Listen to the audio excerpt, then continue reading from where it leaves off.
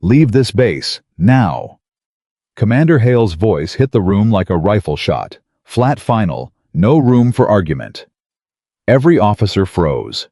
Nobody breathed. He wasn't looking at an enemy. He was looking at one of his own people, a woman standing alone at the front of the briefing room with a field notebook in her hand and a warning on her lips that he had already decided he didn't want to hear. Emily Carter didn't flinch. She didn't plead.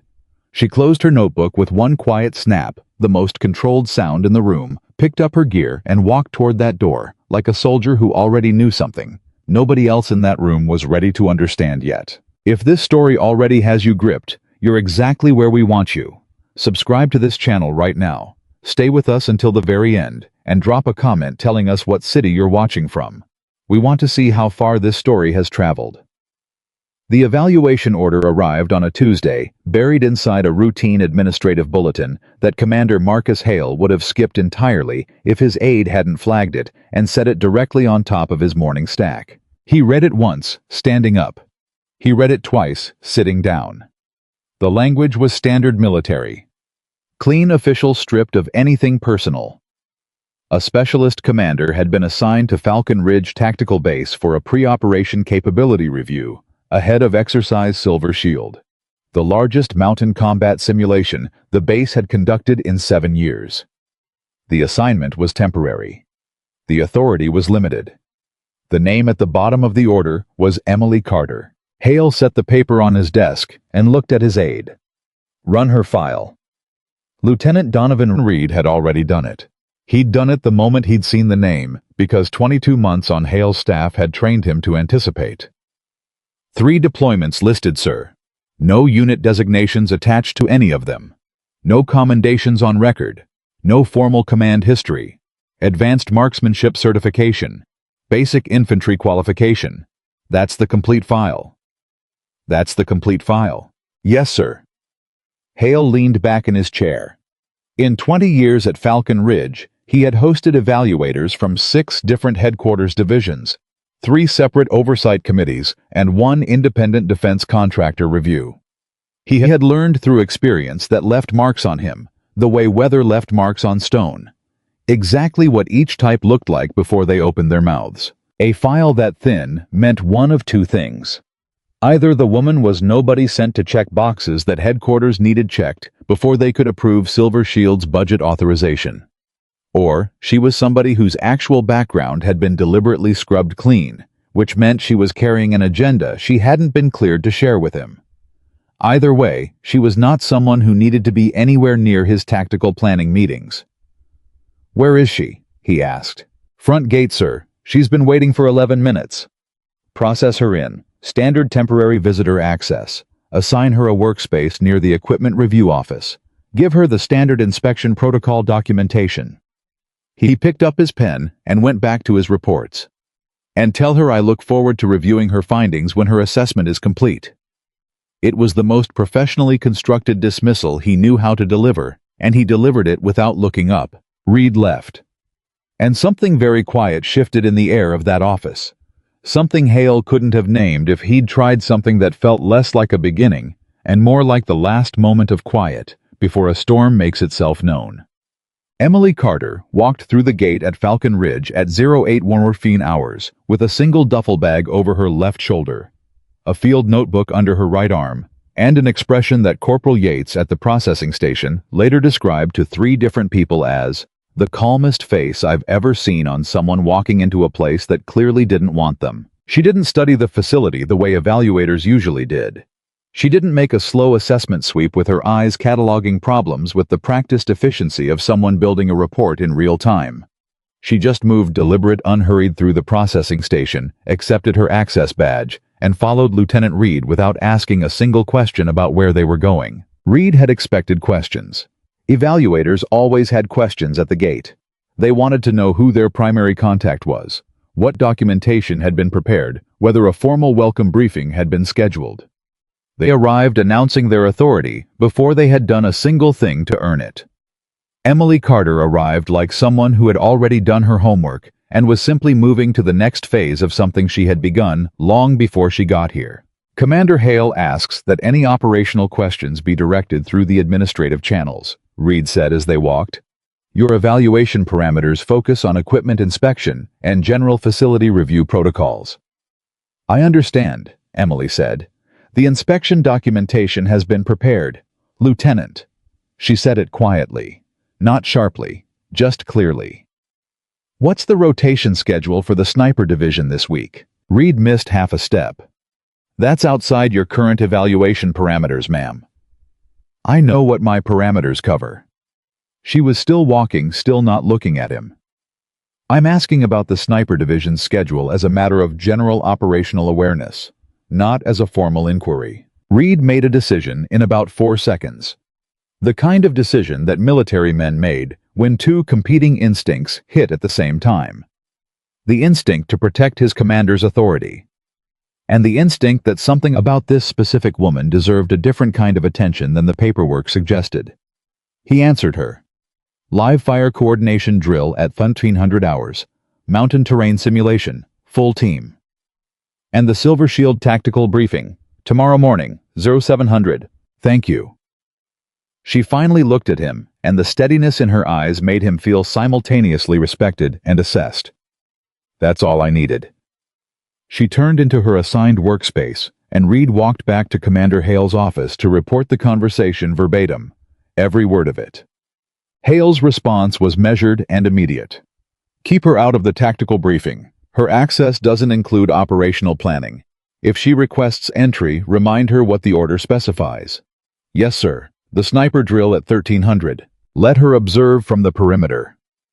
He said it the way a man concedes a small point to win a larger argument. If she wants to watch soldiers do their jobs, that's fine. Tell Sergeant Briggs she'll be there. I want a report on everything she does and everything she says. Briggs received the message at 11:45 and spent 45 minutes being professionally irritated about it. How was running his best team through Silver Shield's most critical pre-operation qualification sequence.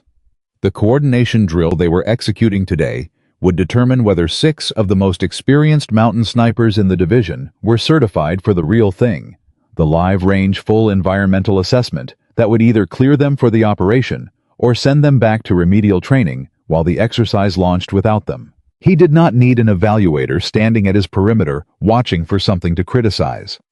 He told Corporal Hayes exactly this at 11:55, which was a mistake because Hayes took that information and decided his entire professional identity required him to make the evaluator feel unwelcome before she had been there 5 minutes. Emily arrived at the training ground perimeter at 12:59 and stood with her notebook open and her pen uncapped. She did not write anything. For 8 minutes, through a full firing sequence, 2 repositioning movements, and a communication drill, she stood at the boundary line and watched. Not the targets. The team. The way they held their weapons. The way they read their environmental instruments. The way their bodies adjusted or failed to adjust to information their instruments were feeding them. At minute 9, Hayes broke. He turned during a reload pause and called across the training ground with the specific brand of theatrical loudness that military men use when they want to perform confidence for an audience. Is there something we can help you with? Your wind reading is off, Emily said. Same volume, same tone she'd used to mention the time. The drill stopped. Briggs turned and looked at her the way a man looks at something that has just made an unexpected sound. He walked to the boundary line, and to his credit, he kept his voice professional. Ma'am, we're running 2 calibrated meteorological instruments on this range. Both are showing current conditions within acceptable parameters. I know, Emily said. The northeast instrument has an obstruction in the directional housing. It's been lagging on shift detection for at least an hour. The wind moved about 6 degrees northeast 4 minutes ago. She glanced toward the target positions.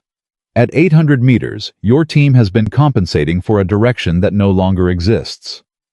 Briggs stared at her. Then he turned and looked at Corporal Mendez, his technical specialist, with an expression that said, "Fix that, or prove her wrong in the next 30 seconds. Mendez ran the diagnostic on his field tablet, while 6 snipers and 1 sergeant stood in absolute silence. 40 seconds of silence. The specific pressure-filled silence of men waiting to find out if they had been embarrassed by an outsider or protected by one. She's right. Mendez's voice was so flat it took a second to understand what he'd said. Northeast sensor has debris obstruction. Wind shift wasn't flagged. We've been running on lag data. Nobody spoke. Briggs stood at the boundary line and did the math. Every shooter on this range had been making environmental corrections based on instrument data that was running 4 minutes behind reality, in a qualification exercise that meant compromise scores. In a combat situation, it meant something entirely different, the specific, irreversible kind of different that couldn't be corrected after the fact. He looked at Emily Carter. "How did you see that from here?" "The grass," she said. "Ground-level vegetation responds to a wind shift before instruments catch up.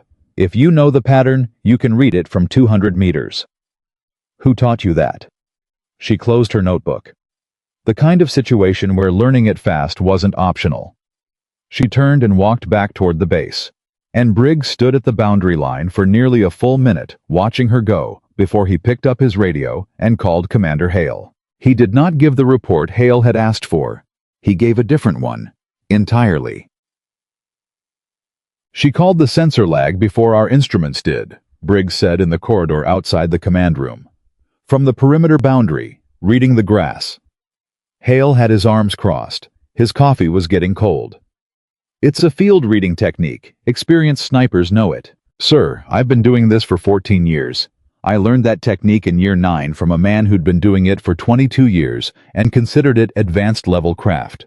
She mentioned it the way you mentioned checking your ammo count." Briggs paused. "The way people mention things that became instinct a long time ago." "What are you saying?" "I'm saying her file is wrong." He said it plainly, the way men say things they've decided are too important to soften. "That file doesn't belong to this woman. Whatever she's done in the field, it isn't basic infantry qualification and marksmanship certification. Something in her background has been scrubbed, and I've seen that twice in my career. Both times it was attached to people running operations that didn't officially exist." The silence stretched between them. "She's here on an inspection order," Hale said. "Yes, sir." Briggs held his commander's gaze. "And the last person I met with a file this clean was running a covert extraction mission 3 months before headquarters acknowledged there was anything to extract from." He let that sit for 1 second. "I'm not saying ignore the order, sir. I'm saying don't ignore her." Hale said nothing. He stood at the window that overlooked the empty training ground and turned something over in his mind that he hadn't expected to be turning over today. Then he said, "That's all, Sergeant," and ended the conversation. But he didn't go back to his reports. He stood at that window for a while, and for the first time in a long time, Commander Marcus Hale, who had always known exactly what a threat looked like, felt the specific, uncomfortable weight of not being entirely sure. The next morning, Emily arrived at the command room at 0655. The tactical briefing was scheduled for 0700. The room was already filling 8 officers, 2 senior NCOs, and the base intelligence coordinator, Captain Aaron Novak, who managed all communications and signals data for Falcon Ridge, and who believed with the conviction of a man who had never been catastrophically wrong, that he understood everything relevant about Operation Silver Shield's threat environment. When Emily stepped into the doorway, Lieutenant Reed stepped in front of her before she reached the threshold. "Ma'am, I need to remind you that this briefing is restricted to operational planning personnel. Your evaluation access doesn't." "I'm not here to participate," she said quietly. "I'm here to observe. There's a difference." Commander Hale's instructions specifically, "Read." Her voice didn't rise. It didn't sharpen. It simply landed differently with a weight that made him hesitate. "Something is wrong with the operation route on that briefing map. I need 5 minutes to explain what I've seen." 5 minutes.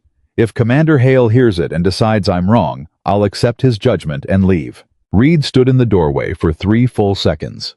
He was 29 years old, and he had learned from watching Marcus Hale that command was about decision-making with imperfect information.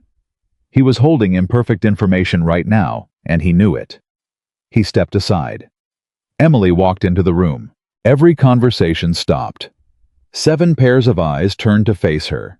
Some confused, some measuring one pair actively hostile.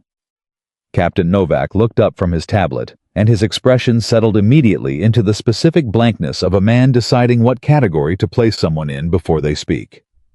Commander Hale entered 30 seconds later and stopped in the doorway when he saw her.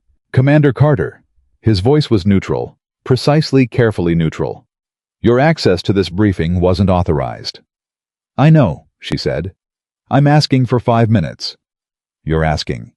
"Yes." She held his gaze without flinching. 5 minutes. I've identified a pattern in the enemy signals activity around the Silver Shield route that I believe represents a threat the current operation plan doesn't account for. If I'm wrong, you lose 5 minutes. If I'm right, "You're not the intelligence coordinator for this base," Novak said from across the table. His voice carried the smooth certainty of a man who had never been publicly wrong. "The signals analysis for Silver Shield has been completed by qualified personnel using certified methodology. Whatever you think you've identified, Captain." Emily turned to face him, and something in her stillness made Novak's next sentence disappear before he could deliver it. "When did the anomalous signal cluster in grid sector 77 Alpha first appear?" "A beat." "Then, that data isn't relevant to." "When did it appear?" she repeated. Novak glanced at his tablet. 48 hours ago." "And what was your determination?" "Equipment interference, local origin, no operational significance." Emily turned to the briefing map on the wall. She pointed to 3 locations, and she didn't hesitate, didn't search. She pointed the way someone points at a city they've lived in their whole life. The signal at 77 Alpha isn't equipment interference. It's a positioning beacon. These 2 secondary signals here and here are correlation markers. Someone is triangulating a position inside your operation corridor. She turned back to face the room. "They're not watching the exercise, they're mapping it. And they've been doing it for 48 hours, while the determination was equipment interference." The room didn't erupt. Rooms with senior military officers didn't erupt. But something shifted in the specific electric quality that fills a space when someone has said something that can't be unsaid. "That's an extraordinary claim," Novak said. But his voice had changed. Just slightly. The smooth certainty had developed a fault line. "You'd need to demonstrate the correlation methodology. I can do that in 4 minutes," Emily said. "You have the raw signal data in your system right now. Pull it up and I'll walk you through it." Hale had not moved from the doorway. He was watching Emily the way Briggs had watched her at the training ground, with the careful attention of a man confronting something that doesn't fit the category he'd assigned it. "Captain Novak," he said finally, "pull the raw data." Novak pulled it, and Emily Carter spent the next 7 minutes, not 4, because the data revealed more than she had initially stated, demonstrating to 8 senior officers that the signals their intelligence coordinator had dismissed as equipment interference were instead a coherent, deliberate surveillance pattern focused directly on the corridor their convoy would move through in 36 hours. She did it calmly, methodically, without triumph. The way someone does a thing they have done before in more difficult circumstances with higher consequences. When she finished, the room was completely silent. Novak was staring at his tablet. His face had the specific expression of a man who understood precisely, and without comfort, the magnitude of the error in his determination. Hale stepped fully into the room. "If the signals are what you say they are, what is the operational purpose?" "Diversion," Emily said immediately. "They don't want the corridor. They want something the corridor leads to, something farther in." She paused. "I need to see the full terrain data for the mountain sector behind your communication relay station." The silence broke. Novak's head came up. "The Harmon relay station has been inactive for 3 years. There's nothing operational at that location." "I know," Emily said. "But it still has physical infrastructure. And the classified data routing cables that were installed in 2019 weren't decommissioned when the station went offline. They were capped, which means they're accessible." She looked at Hale. "Commander, I believe someone is planning to reach that station and activate those cables, not to transmit anything in, to transmit everything out." The silence this time was a different quality entirely. Because every person in that room understood what everything out meant when it came to a classified military data routing system. It meant operational records, personnel files, mission histories, intelligence sources, the kind of information that didn't just compromise a base, it compromised every person whose name appeared anywhere in those records and every operation those people had ever been associated with. Hale looked at Emily Carter for a long measured moment. He looked at the map. He looked at Novak's face, which had gone the specific gray of a man who was recalculating everything at speed. And then Commander Marcus Hale, who had been in command of Falcon Ridge for 20 years, and who had always known exactly what he was dealing with, made his decision. "Get out," he said. The room went completely still. Emily held his gaze. "Commander, I heard what you said." His voice was controlled in the way that military authority was always controlled, not by the absence of emotion, but by the iron practice of keeping it out of operational decisions. "I'll have my team review the signals data. If there's something there, we'll find it. There isn't time to review it from scratch. The convoy moves in 36. Specialist Commander Carter." He said her title the way a man closes a door. "Your evaluation parameters do not include operational intelligence assessment. You've made your observations. I've heard them. Now I'm asking you to leave this room while my team handles their responsibilities." A pause. "And I think given that you've gone considerably beyond what your orders authorize you to do here, it would be appropriate for you to consider whether your continued presence at this base is serving the purpose you were sent here to fulfill." Emily looked at him for 3 full seconds. In those 3 seconds, she made a calculation. Not an emotional one, a tactical one. The specific practiced assessment of a person who has been in rooms like this before and who understands with hard-won precision exactly when pushing will help and when it will damage the only thing that matters. "Understood," she said. She picked up her notebook. She walked to the door. She stopped at the threshold. "Commander." She didn't turn around. "The relay station's access panel is on the northeast facing. If you're going to send a security team, send them to the northeast facing." Then she walked out, and the door closed behind her, and the room sat in the kind of silence that comes after something has already begun moving, that can't be stopped, that you haven't fully understood yet, that you will spend the next several hours trying to catch up with. Hale held the briefing for another 40 minutes. He ordered Novak to reanalyze the signals data. He increased the frequency of perimeter checks on the Silver Shield corridor. He sent a 2-person team to do a visual inspection of the Harmon relay station's perimeter. He did not delay the convoy. He did not redirect the operation plan. He told himself he was being measured, responsible, that he was not going to restructure an operation that 30 people had spent 6 weeks planning based on 45 minutes of analysis delivered by a woman whose file didn't add up and whose authorization to be in his briefing room was exactly 0.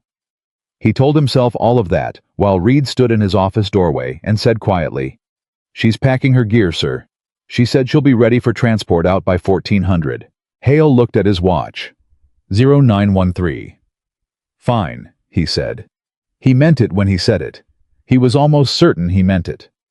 But at 0941, Sergeant Briggs knocked on his office door with a look on his face that Hale had seen once before, 9 years ago, on a mountainside in a country he wasn't supposed to be in the moment before everything went wrong. "Sir," Briggs said, "the 2-man team we sent to the Harmon relay station." "What about them?" "They're not responding." The silence in the office lasted exactly 2 seconds. "How long?" Hale asked. 18 minutes, sir. Last contact was at 0923. Everything was normal, then nothing." Hale was already standing. "Get me Novak. Get me the signals data on the relay station right now. And find Carter." Reed was already moving. "Sir, she may have already." "Find her." He was putting on his vest. "Whatever she hasn't packed, leave it. I need her in my command room in 3 minutes. And I need someone to tell me what is happening at the Harmon relay station right now." He didn't say it out loud. I was too disciplined for that. But somewhere behind the command precision and the operational focus. Marcus Hale was hearing a woman's voice, saying the northeast facing and understanding with the specific sickening clarity of a man who has made the kind of mistake that can't be taken back. That the woman he had ordered out of his base had tried to tell him exactly this was coming, and he had made her leave anyway. Reed found her at door 944. She was standing outside the equipment review building with her duffel bag, already packed and sitting at her feet. Her field notebook open in her hands, writing something with the calm deliberateness of a person who had accepted a decision and moved past it. She wasn't pacing. She wasn't checking her watch. She was simply standing there in the middle of a base that had spent less than 24 hours deciding it didn't want her and writing in her notebook like she had all the time in the world. Commander Carter. Reed was slightly out of breath. He'd jogged across the yard, and he wasn't embarrassed about it. Commander Hale needs you in the command room, immediately. Emily didn't look up from the notebook. I was told to leave by 1400. Yes, ma'am. That order has changed. Has it? She turned a page. Or has something happened that Commander Hale didn't want to happen, and now he needs the person he removed to explain what he's looking at? Reed opened his mouth, closed it.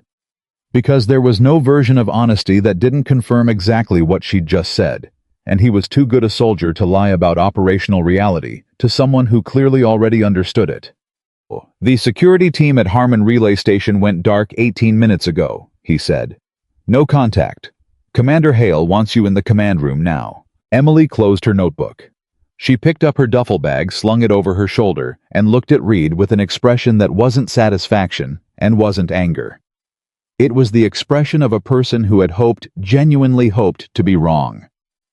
Northeast facing, she said quietly, more to herself than to him.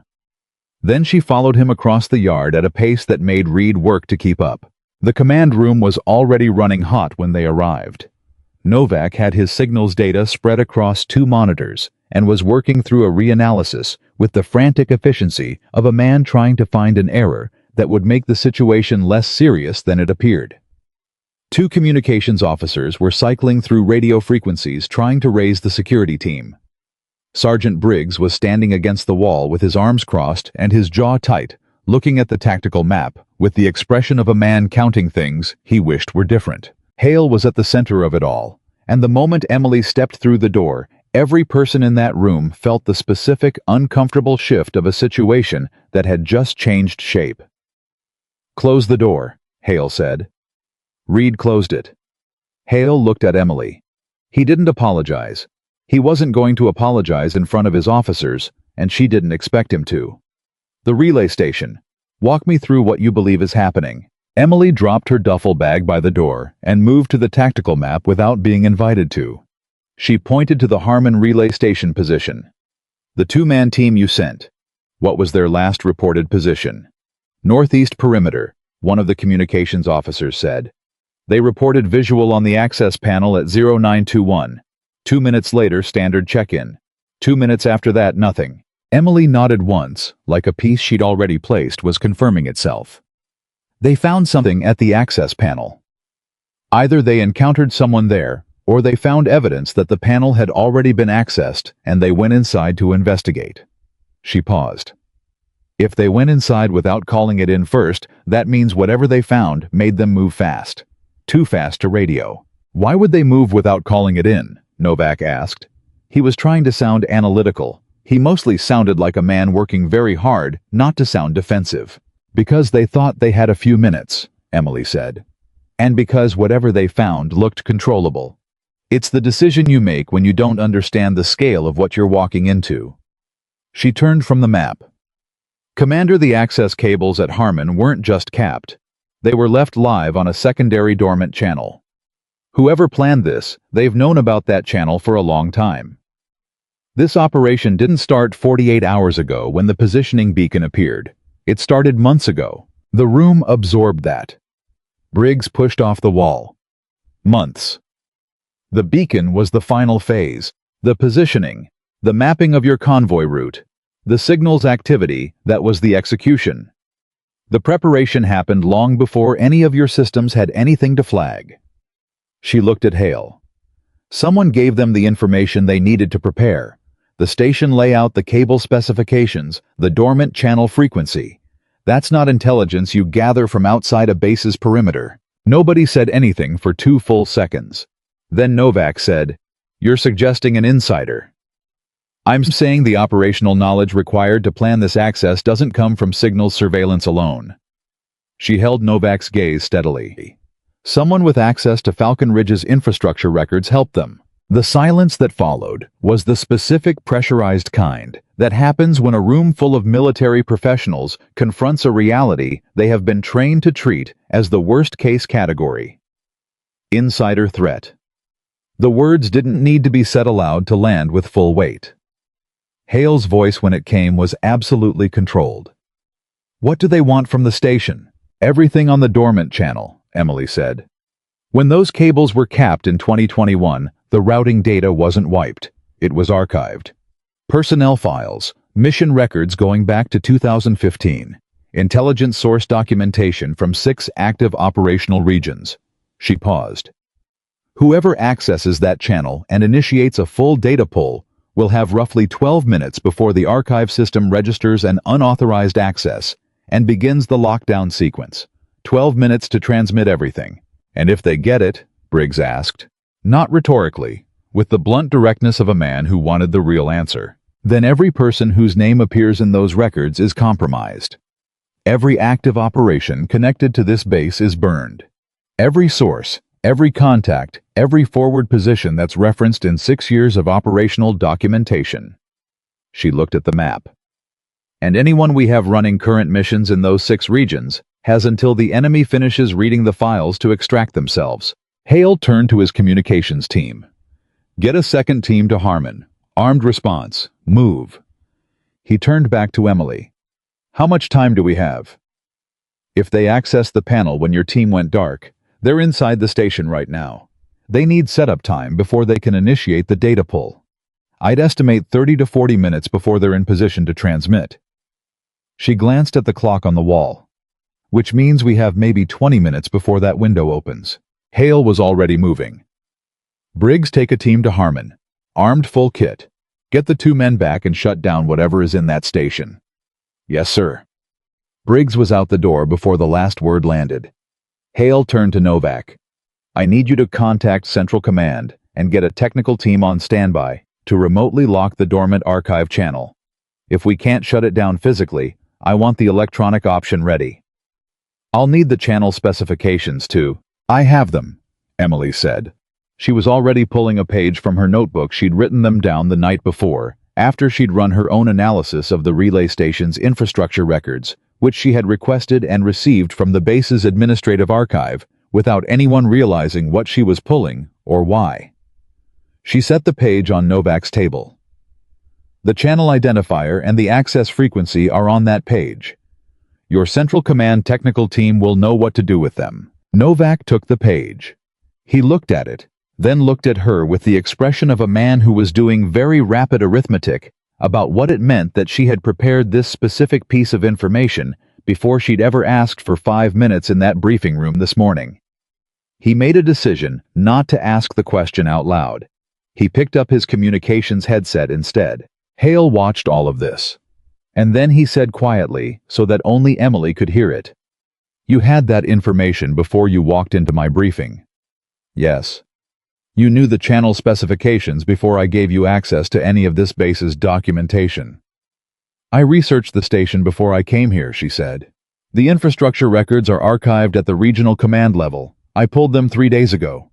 3 days ago. He absorbed that. "Before your evaluation order was even issued." She met his gaze. "I was assigned to this base because someone at a level above your command understood that the signals activity around Falcon Ridge warranted a specific kind of assessment. The evaluation order was the mechanism. The actual purpose was different." Hale felt something move through him. Not anger, or not only anger. Something more complicated. The specific discomfort of a man who prides himself on understanding the operations under his command, confronting the reality that an operation had been running inside his base that he hadn't been cleared to know about. "Who sent you?" he asked. Before she could answer, Briggs's voice crackled over the radio on the communications table. Every head in the room turned. "Command, this is Briggs. We're at Harmon Northeast Approach. We have a problem." Hale crossed to the table in 3 steps. "Report. The 2-man team is down, sir. Both men are secured, zip-tied, neutralized, they're alive. But the station's interior access is already compromised.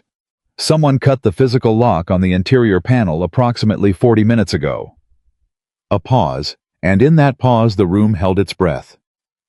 "Sir, there are at least 4 individuals inside this station, maybe more. We're outside and they know we're here. They've barricaded the main access corridor." Hale looked at Emily. She was already processing. "The interior layout," she said immediately. "There's a secondary service access maintenance corridor, northeast wall 3 meters from the primary cable junction room.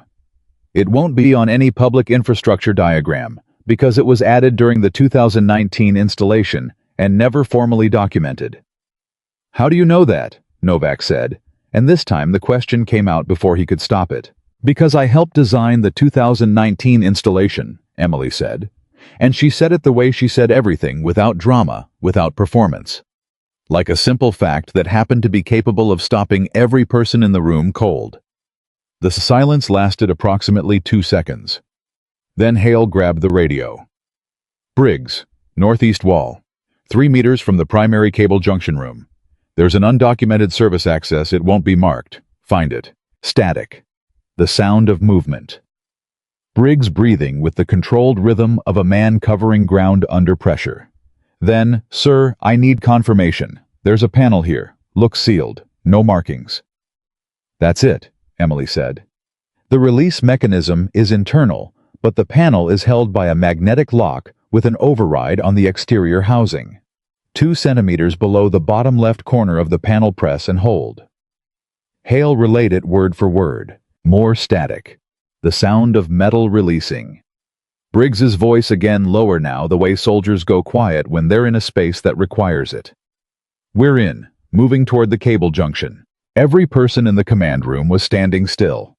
Not because there was nothing to do, there was plenty to do, but because the next 90 seconds were going to determine whether Briggs reached the junction in time, or whether 4 men with a 12-minute transmission window got everything they came for. Novak was on with Central Command, talking through the remote lockdown procedure with a technical team that needed 4 minutes to establish the secure connection required to execute it. 4 minutes was longer than 90 seconds. Everyone in the room was doing that math simultaneously. Emily was looking at the tactical map. Her eyes were moving between the relay station position and the convoy route between the route and the base perimeter, with the specific rapid focus of someone tracing a thread that connected more than one point. "Commander," she said without turning from the map. "The convoy. Briggs is handling the station.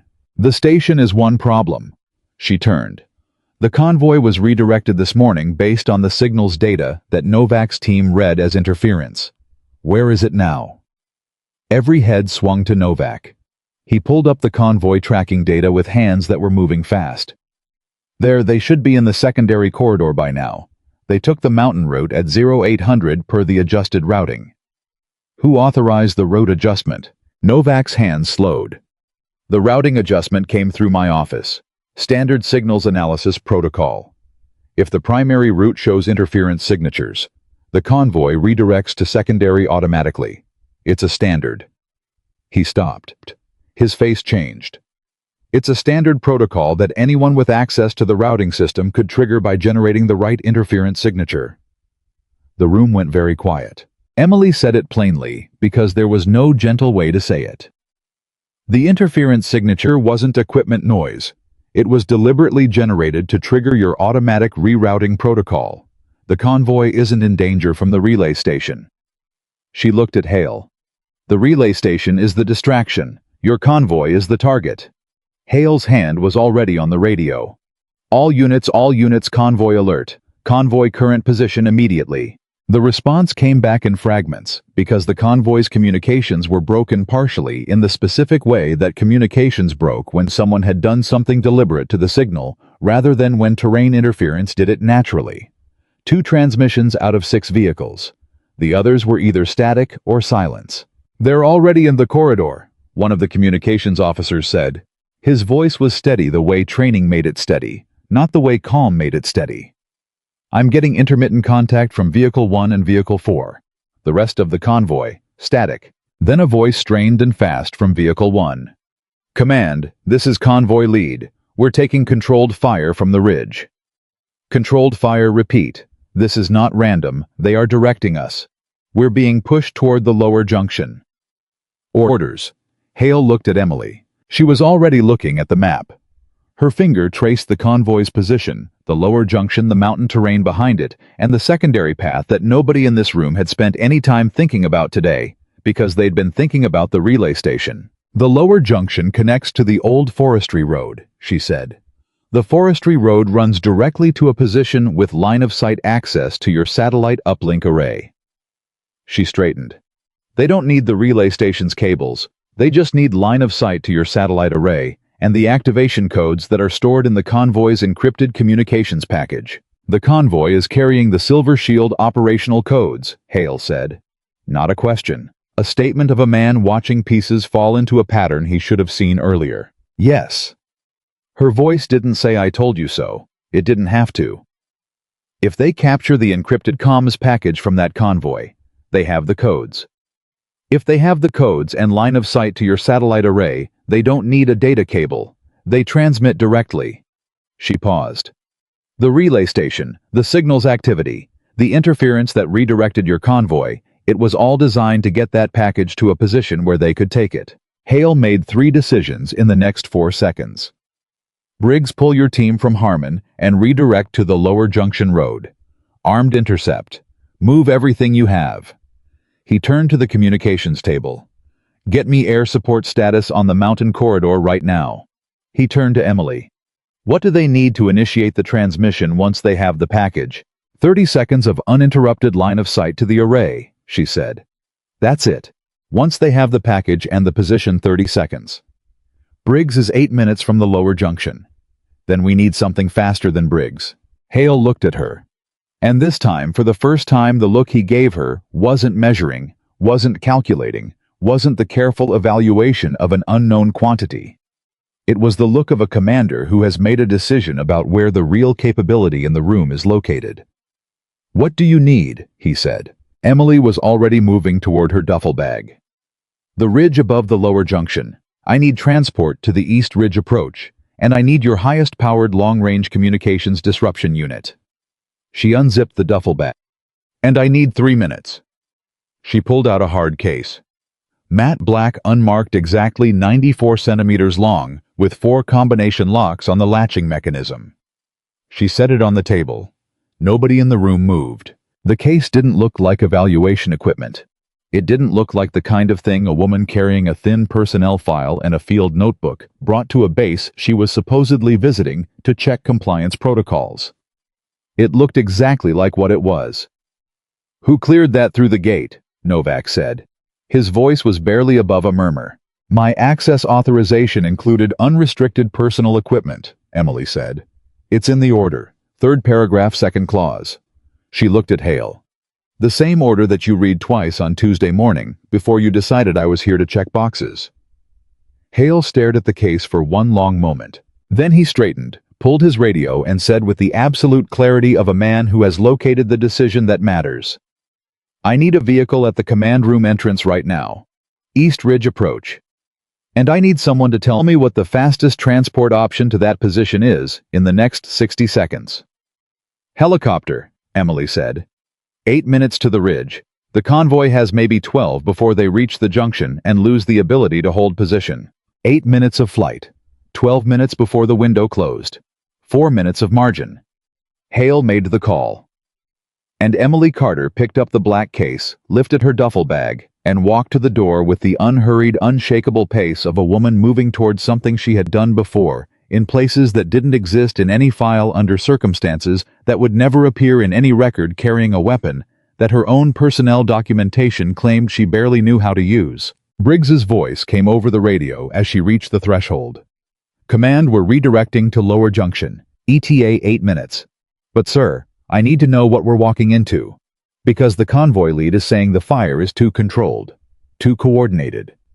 These people knew the exact position the convoy would push to when they redirected. A pause that carried its own weight. "Sir, they knew where the convoy would run before it started running."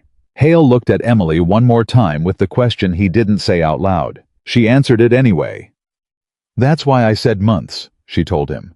And she walked out the door into the morning air with a case in her hand that represented everything. Her personnel file had been constructed to conceal, moving toward a ridge where the next 12 minutes were going to determine whether the thing she'd tried to stop 3 days ago, and again yesterday, and again this morning, was going to happen anyway. Behind her commander, Marcus Hale stood in his command room with the specific burning clarity of a man who understood fully, finally and too late to go back, that he had spent 24 hours making it harder for the right person to do the right thing. He didn't have time to sit with that. He had a convoy to protect and a window that was closing. But he felt it, every second of it, and he picked up his radio and started running. The helicopter banked hard left, and Emily gripped the door handle with one hand and the black case with the other, and she didn't look down at the mountain corridor below because she didn't need to. She already knew what was happening down there. She'd known the shape of it before she'd ever walked through Falcon Ridge's gate, before she'd sat in that converted storage room and watched soldiers move across a training ground that was 3 days away from becoming something very different from a training ground. The pilot's voice came through her headset. "East Ridge approach in 4 minutes, ma'am. Wind is running at 18 knots from the northwest, gusting." "How much variance on the gusts?" "Last reading showed 4 to 6 knot swings, irregular intervals." "Understood." She released the door handle and set the black case flat across her knees. Her fingers found the combination locks by feel alone. 4 of them, each set to a sequence she hadn't written down anywhere because the kind of person who wrote those sequences down was not the kind of person who survived long enough to need them twice. The first lock opened, then the second.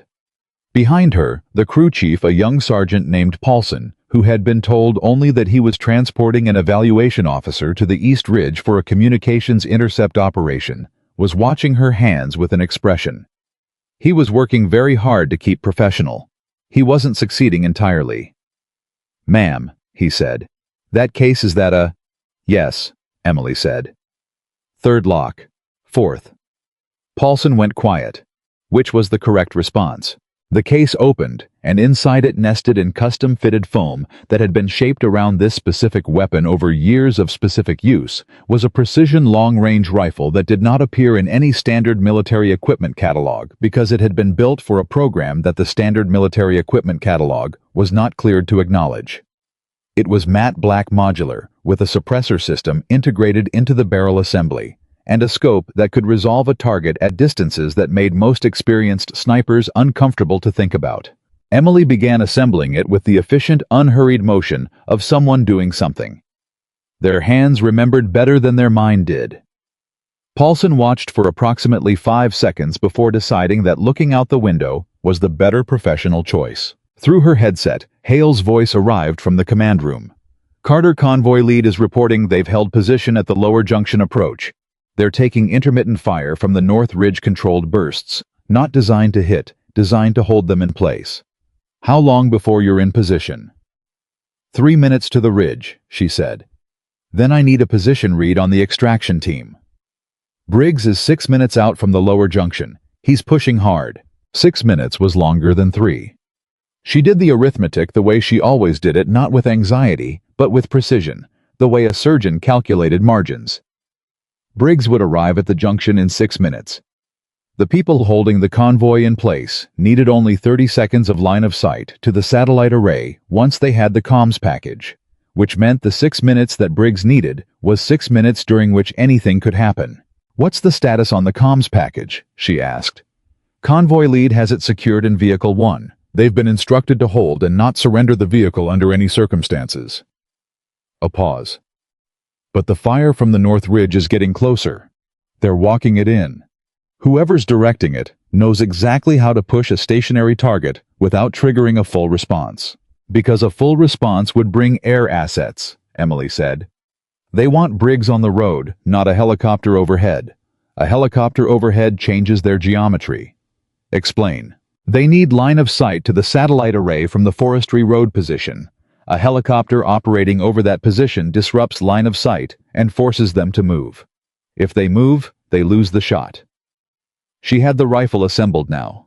She ran a function check with hands that moved faster than most people could follow. Commander, once I'm on the ridge, I need your helicopter to make one pass over the forestry road position. Low and visible. Force them to look up. That puts the aircraft in potential fire range. The pass takes 12 seconds. They're not set up for air engagement. Their entire operation is ground-focused. A helicopter at that altitude and speed isn't a viable target for the equipment they're carrying. She paused. But it will make them react, and reaction is movement, and movement gives me a target. The silence on the channel lasted exactly long enough for Hale to make the decision. Understood. Pilot gets the call once you confirm position. Confirmed. She looked out the window. The east ridge was coming up fast. Commander, the insider. We're working it.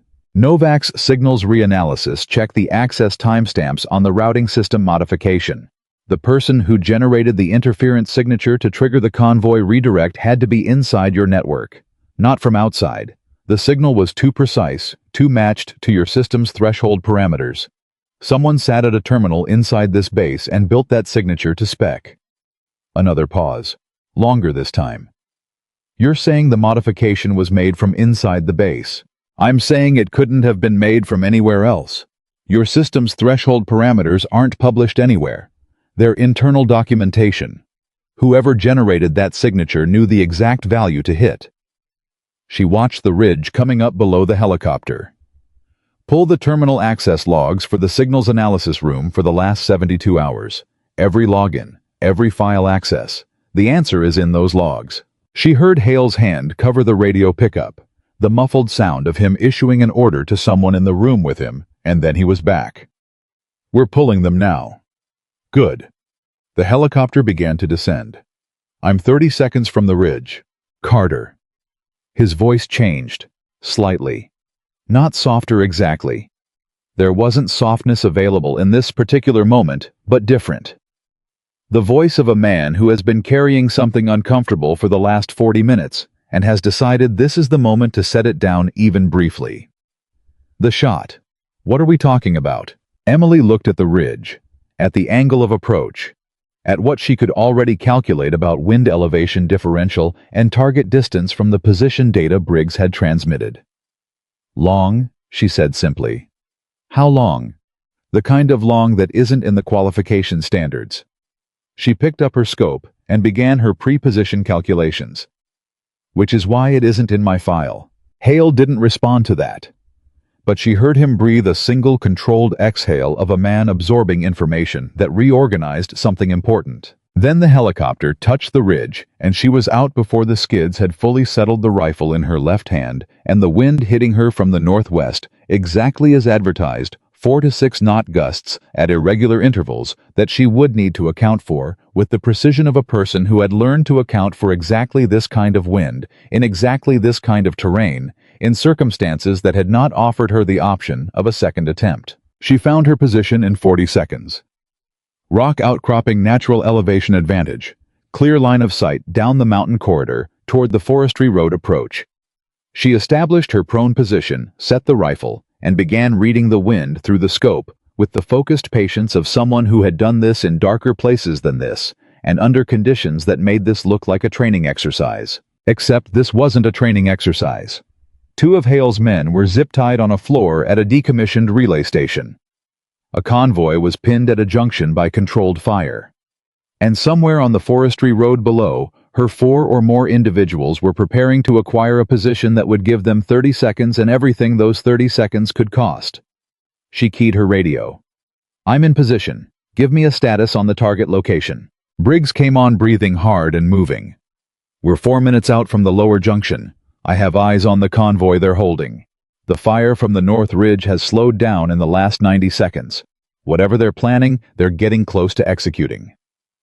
The North Ridge fire slowed because they're repositioning, Emily said.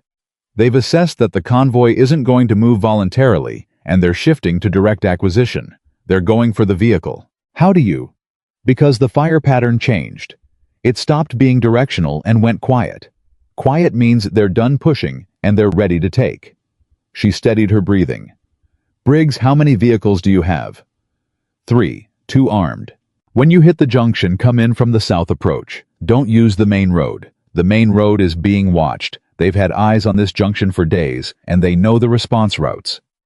South approach adds 90 seconds, but it keeps you out of their line of fire until you're already inside their perimeter. A pause. The sound of Briggs relaying the instruction to his team without questioning it. Then, south approach confirmed. 3 minutes. Emily adjusted her position by 2 centimeters. The wind shifted a 4-knot gust from the northwest exactly as the pilot had described, and she felt it against her exposed hands and tracked it through the vegetation movement below her with the automatic integrated attention of someone whose understanding of wind had become inseparable from breathing. She keyed Hale. "Commander, helicopter pass. I need it now before they establish their extraction position." "Copy. Pilot is ready. Low pass north to south over the forestry road. 12 seconds. Tell him to take it at 200 feet and not to slow down or change altitude during the pass, regardless of what he sees below him." "Understood." A beat. "Carter, are you confident in the shot?" She put her eye to the scope. Below her, a long way below her, the forestry road was visible, a thin line through the mountain terrain that represented the only viable approach to the satellite array's line-of-sight window. She could see vehicle movement. She could see the position they were moving toward. She couldn't yet see the transmission device, but she would. In about 90 seconds, when the helicopter pass forced them to react, they would move. And when they moved, they would reveal the thing they'd been setting up. And once she could see it, she would have one opportunity to end this before the 30-second window opened. "I'm confident," she said. That was the truth. Not arrogance. Not performance. She said it the way a surgeon says yes when asked if they can close, because the question isn't about ego, it's about capability, and the honest answer was yes. "Helicopter is moving," Hale said. She heard it before she saw it. The sound of the rotors changing pitch as the aircraft swung around to the north for its approach. She kept her eye on the forestry road. Kept her breathing slow and even. Felt the wind. Felt the temperature differential between the ridge air and the valley below that would affect the bullet's trajectory over that distance in a way that required compensation she had already calculated and set. She waited. The helicopter came in fast and low, exactly as she'd requested, and the reaction on the forestry road was immediate. Movement. Figures who had been stationary, suddenly adjusting, repositioning, 2 of them, looking up and tracking the aircraft overhead. And in the moment of that repositioning, in the 2 seconds when they shifted from their setup positions to assess the airborne threat, she saw it. The transmission device was mounted on a portable tripod at the edge of the forestry road, already angled toward the satellite array, already powered. The operator had stepped back from it to look up at the helicopter, which meant the device was unattended for exactly as long as Emily needed it to be. She exhaled. She held the exhale point, that specific still moment between breaths, where the body becomes its steadiest, and she made the calculation that wasn't really a calculation anymore, because the calculation had been running in the background of everything she'd done since she established position, and now it was simply a matter of sending what had already been decided. The wind shifted. 2 knots northwest, irregular interval. She felt it in the half-second before it moved. The vegetation below. Felt it the way she'd told Briggs's team. She read the wind with the entire surface of her exposed skin, rather than with instruments, and she adjusted by a value so small, it wouldn't have registered on any technical measurement. She fired. 1 round. The transmission device disintegrated. Not dramatically. Not with fire or explosion. It simply stopped being a device and became components, and the operator who had stepped back from it turned and looked at what remained of it with the expression of a man processing a fact he hadn't anticipated in any version of his planning. Emily was already on the radio. "Device is down. Transmitter is neutralized." Dead silence on every channel for approximately 3 seconds. Then Briggs's voice from the south approach of the lower junction, tight and fast. "Copy that. We're hitting the junction now. South approach, 2 armed vehicles forward. Convoy lead, hold your position. We are 30 seconds out." The convoy lead's voice came back, and there was something in it, a quality of relief that military professionalism couldn't entirely contain. "Copy, Briggs. We're holding. Whatever just happened on the forestry road, the fire from the North Ridge stopped. All of it. Just stopped. It stopped because their extraction plan just stopped, Emily said. She was already disassembling the rifle. Not slowly, but not urgently either, with the same practiced efficiency that had assembled it reversed. When the transmission device went down, whoever was directing the North Ridge fire understood the operation was over. They're already pulling back. Hale's voice. Are you certain? They came for a specific target with a specific method and a specific timeline. The target is secured by Briggs. The method is destroyed, and the timeline has expired. Continuing the engagement now costs them personnel for zero operational gain. She secured the case. They're done. In 10 minutes there'll be no trace of them on that ridge. I want pursuit. Commander. She said it carefully because this mattered, and there wasn't time to circle it. They planned an exfiltration route that your pursuit teams don't know and can't reconstruct in the next 10 minutes. Chasing them into that mountain terrain without knowing their route puts your people at risk for an engagement you cannot win today. A pause. The more important thing right now is inside Falcon Ridge. The silence that followed was the silence of a man who didn't want to hear what came next, because he already knew what it was. The access logs, Hale said.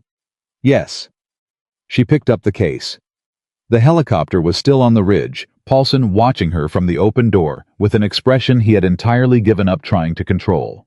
What did they show? She heard paper. She heard Hale's breathing change. Then, 3 logins to the signals analysis terminal in the 72-hour window. 2 are standard Novak and his duty officer, both during regular hours. The third... He stopped. Emily waited. The third login was at 0340 hours this morning, Hale said. 40 minutes before the convoy routing modification was processed. The login used Novak's credentials. Novak's credentials. He reported them as his own login. But Novak has confirmed he was in his quarters at 0340. He did not access the terminal. Another pause, and in the pause, Emily heard something she hadn't expected to hear in Marcus Hale's voice, the specific controlled fury of a man confronting a betrayal inside the walls he was responsible for. The terminal access was physical. Someone sat at that station and used Novak's login credentials at 0340 in the morning. Who has access to Novak's credentials? His duty officer, his technical assistant, and anyone who has been in his office with enough time and enough proximity to observe or copy them. His voice went flat in the way that military voices went flat when emotion became a liability. Sergeant First Class Daniel Briggs has been in that office 17 times in the last month for coordination meetings on Silver Shield. Emily was already at the helicopter door. She stopped. She said nothing for 3 full seconds, because 3 seconds was the amount of time it took her to run through everything.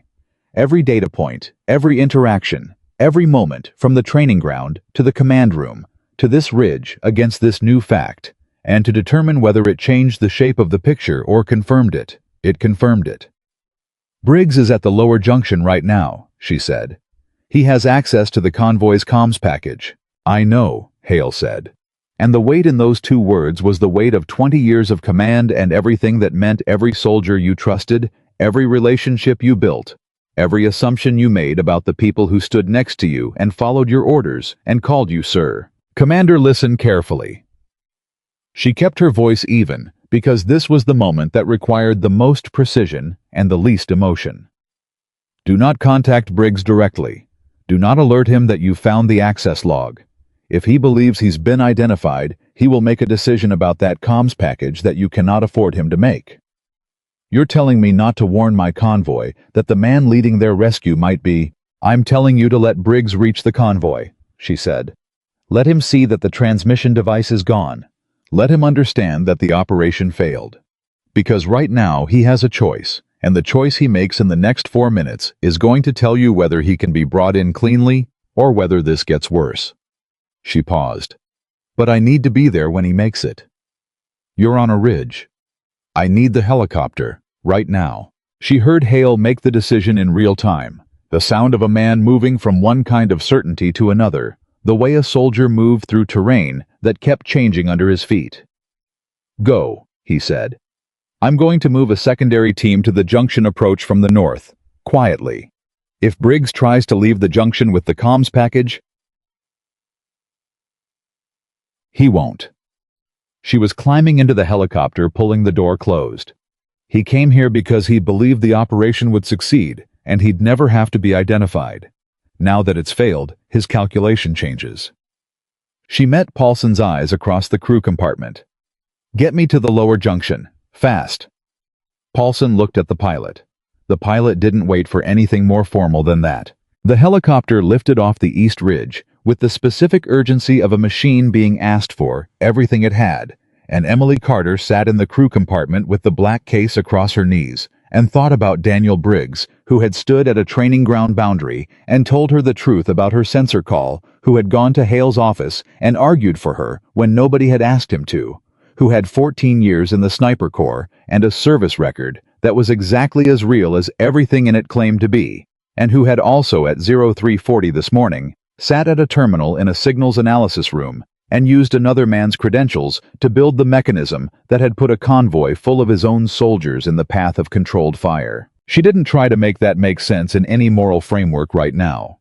There would be time for that later, for the question of how a person got from one side of a line to the other, for the circumstances and pressures and choices that accumulated into something that looked from the outside like a single catastrophic decision, but was almost certainly a long series of smaller ones that each felt in the moment like they had their own justification. Right now, she was thinking about what he would do when she landed. Because Briggs was a sniper, and snipers understood more clearly than almost anyone the geometry of a situation. They understood angles and distances and timing.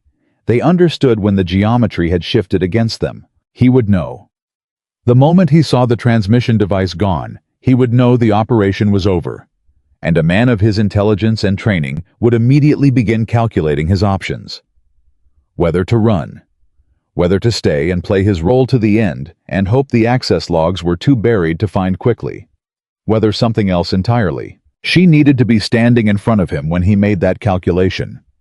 Not because she could stop him physically, though she could, but because she was the one person in this situation who had been inside the information from the beginning, who understood what he knew and what he didn't, and who could therefore say the specific things that would make the specific calculation come out right. The helicopter descended toward the lower junction, with the mountain rushing up on both sides, and through the window, she could see Briggs's vehicles and the convoy they'd reached, and the forestry road beyond it, where the remnants of a transmission device lay in pieces.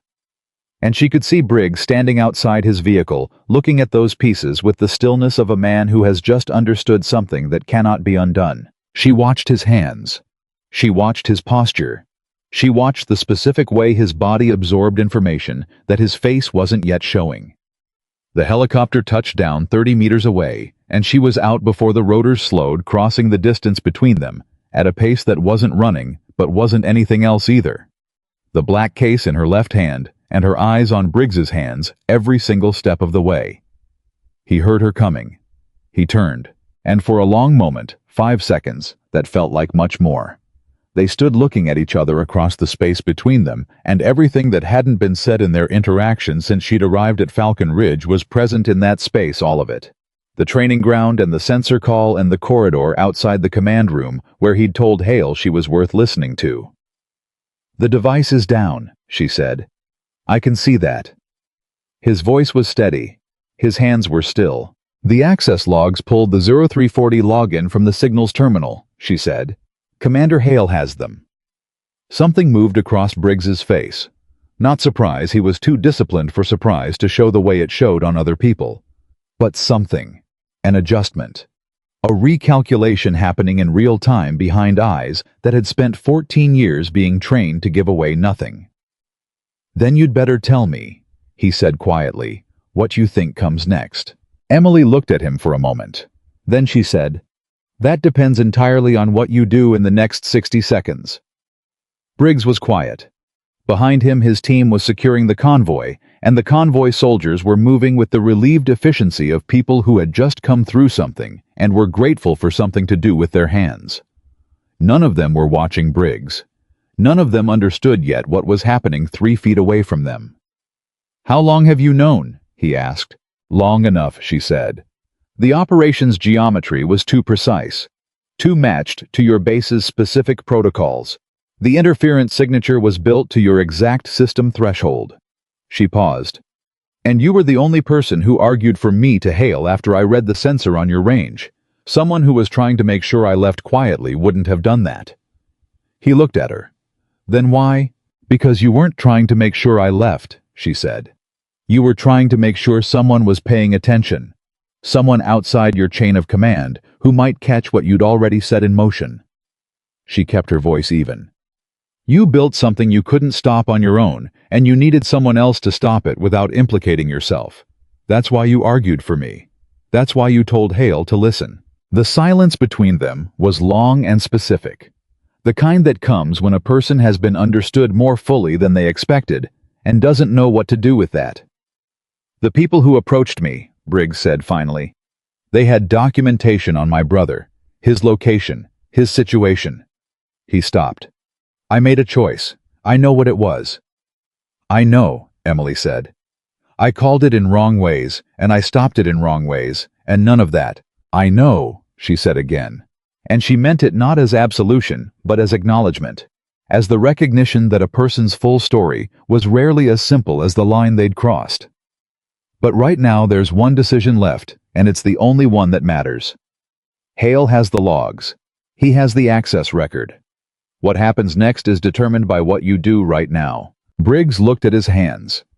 Then he looked at the destroyed transmission device on the forestry road. Then he looked at Emily Carter, who had been trying to stop the thing he'd helped start since before she'd walked through the gate of the base that trusted him. He reached into his jacket pocket. He removed a small device, a secondary communications module, no larger than a deck of cards, with a frequency identifier taped to the back that Emily recognized as a relay coordination signal. He held it out to her. The operation failed and pulled back. But if you want to find them. He reached into his other pocket and removed a folded piece of paper. The holding position. I prepared it in case the operation needed a secondary fallback. Emily took that too. She looked at it for one moment. Then she keyed her radio. Commander Hale. Go. I have Briggs. I have a secondary team location and a relay coordination device. She paused. Briggs is cooperating. Full cooperation. She looked at Briggs when she said it, not to reassure him, but to confirm the statement was accurate. I'm going to need you to contact Central Command for a full debrief team, and I'm going to need someone to come to the lower junction and take custody. The pause on Hale's end lasted 4 seconds. 4 seconds of a man recalibrating everything he thought he knew about a soldier who had served under him for 6 years. Copy, he said. Team is moving. ETA 12 minutes. Emily lowered the radio. She looked at Briggs. He was standing straight, hands at his sides, with the posture of a man who has made the only decision that was left to make and is holding it with both hands. You argued for me, she said quietly, when you didn't have to. Someone had to, he said. You were the only person in that base who was going to stop it. She said nothing for a moment. Because there was nothing adequate to say, not to a man who had built a fire and then helped someone else put it out. Not to someone whose reasons were real and whose damage was also real, and who was going to spend a long time living in the space between those two truths. Your brother, she said. The documentation they had on him. I'm going to make sure that gets to the right people. Briggs looked at her. For the first time since she'd landed, something moved in his expression that wasn't calculation or control. You can do that. I know who to call, she said simply. Then she turned and walked back toward the helicopter, the relay device in one hand and the folded paper in the other. And behind her, Briggs stood at the edge of the forestry road with his hands at his sides and watched the woman he'd helped out of the gate and then helped back in, stand in the mountain air and call in the coordinates of a secondary team that would be in custody before nightfall. In the command room at Falcon Ridge, Marcus Hale sat down for the first time in 4 hours and put his hands flat on the desk in front of him and stayed very still for about 30 seconds. Then he looked at Novak, who was sitting across the room with the expressions of a man who had been through something significant and was still processing the full shape of it. She knew, Novak said, not accusingly, just stating a fact. She came here knowing. She came here to stop it, Hale said. Knowing and stopping are different problems. He picked up his coffee cold, now had been cold for 3 hours, and held it without drinking it. The evaluation order was real, and it wasn't. Sir, someone at a level above mine sent her here because they knew something was wrong, and they needed a specific kind of person inside this base to find it and fix it without tipping off whoever was facilitating it. He set the coffee down. And I spent 24 hours treating her like an inconvenience. Novak was quiet. The convoy is secure, Hale said. The transmission was stopped. The secondary team will be in custody tonight. Briggs is cooperating. He said each thing separately, like a man checking items on a list to confirm they were real. We came through it. Because of her, Novak said. Hale didn't answer that immediately. He looked at the tactical map where the lower junction was marked, and the East Ridge, and the Harmon relay station, and the route his convoy had traveled this morning under fire from a north ridge that was now empty. Yes, he said finally. Because of her. He picked up the radio. He had calls to make to Central Command, to the debrief team, to the regional command that had authorized Emily Carter's deployment, and would need a full operational report by 1800 hours. He had a base to account for a breach, to document a series of decisions made in the last 24 hours that he was going to have to sit with for the rest of his career. But before he keyed the radio, Commander Marcus Hale sat for one more moment in his command room and thought about a woman who had arrived at his gate with a thin file and a field notebook and tried 3 separate times to tell him what was coming. And he thought about the door he'd pointed at. And he started making his calls. The debrief team arrived at Falcon Ridge at 1743 hours. 3 vehicles, 6 personnel, and a woman named Colonel Sandra Voss, who walked through the gate with the specific authority of someone who didn't need to announce it because every person within 20 feet of her could feel it without being told. Hale met her at the entrance to the command building. He had changed his shirt, drunk 2 cups of coffee that were actually hot, and spent the intervening hours doing what commanders did after something went wrong on their watch. Documenting, accounting, and sitting with the specific weight of a day that had started as a routine pre-operation Tuesday and ended as something he would be writing reports about for the next 6 months. Commander Hale. Voss didn't offer her hand immediately.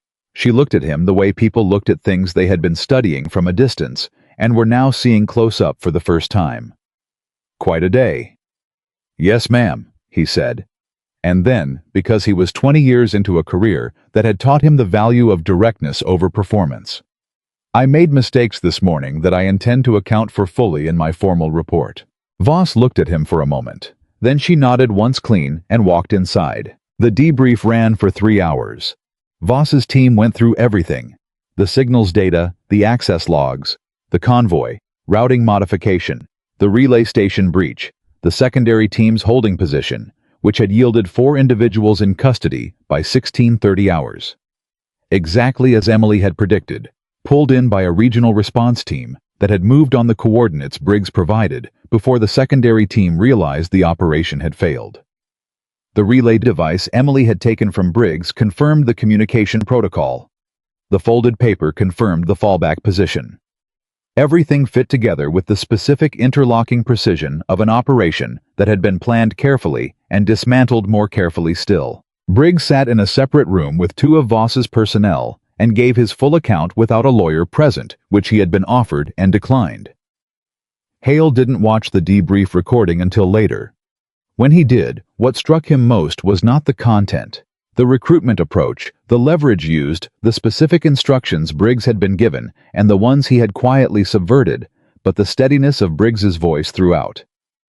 The man didn't break down. He didn't deflect. He answered every question with the same flat precision he'd used in 14 years of briefings, and the only moment his voice changed was when he talked about his brother. And even then, it only changed by a degree that most people wouldn't have noticed. Hale noticed. Emily gave her debrief in the command room with Voss across the table, and Hale present at his own request. A request Voss had granted, with a look that suggested she understood exactly why he was asking, and had decided it was appropriate. Emily spoke for 40 minutes. She covered her pre-deployment intelligence assessment, her arrival observations, the sniper range incident, the briefing room confrontation, the signals analysis, the ridge shot, the junction, and Briggs. She spoke without notes. Every detail precise, sequential, delivered in the same tone she used for everything. Not flat, not performative, just clear.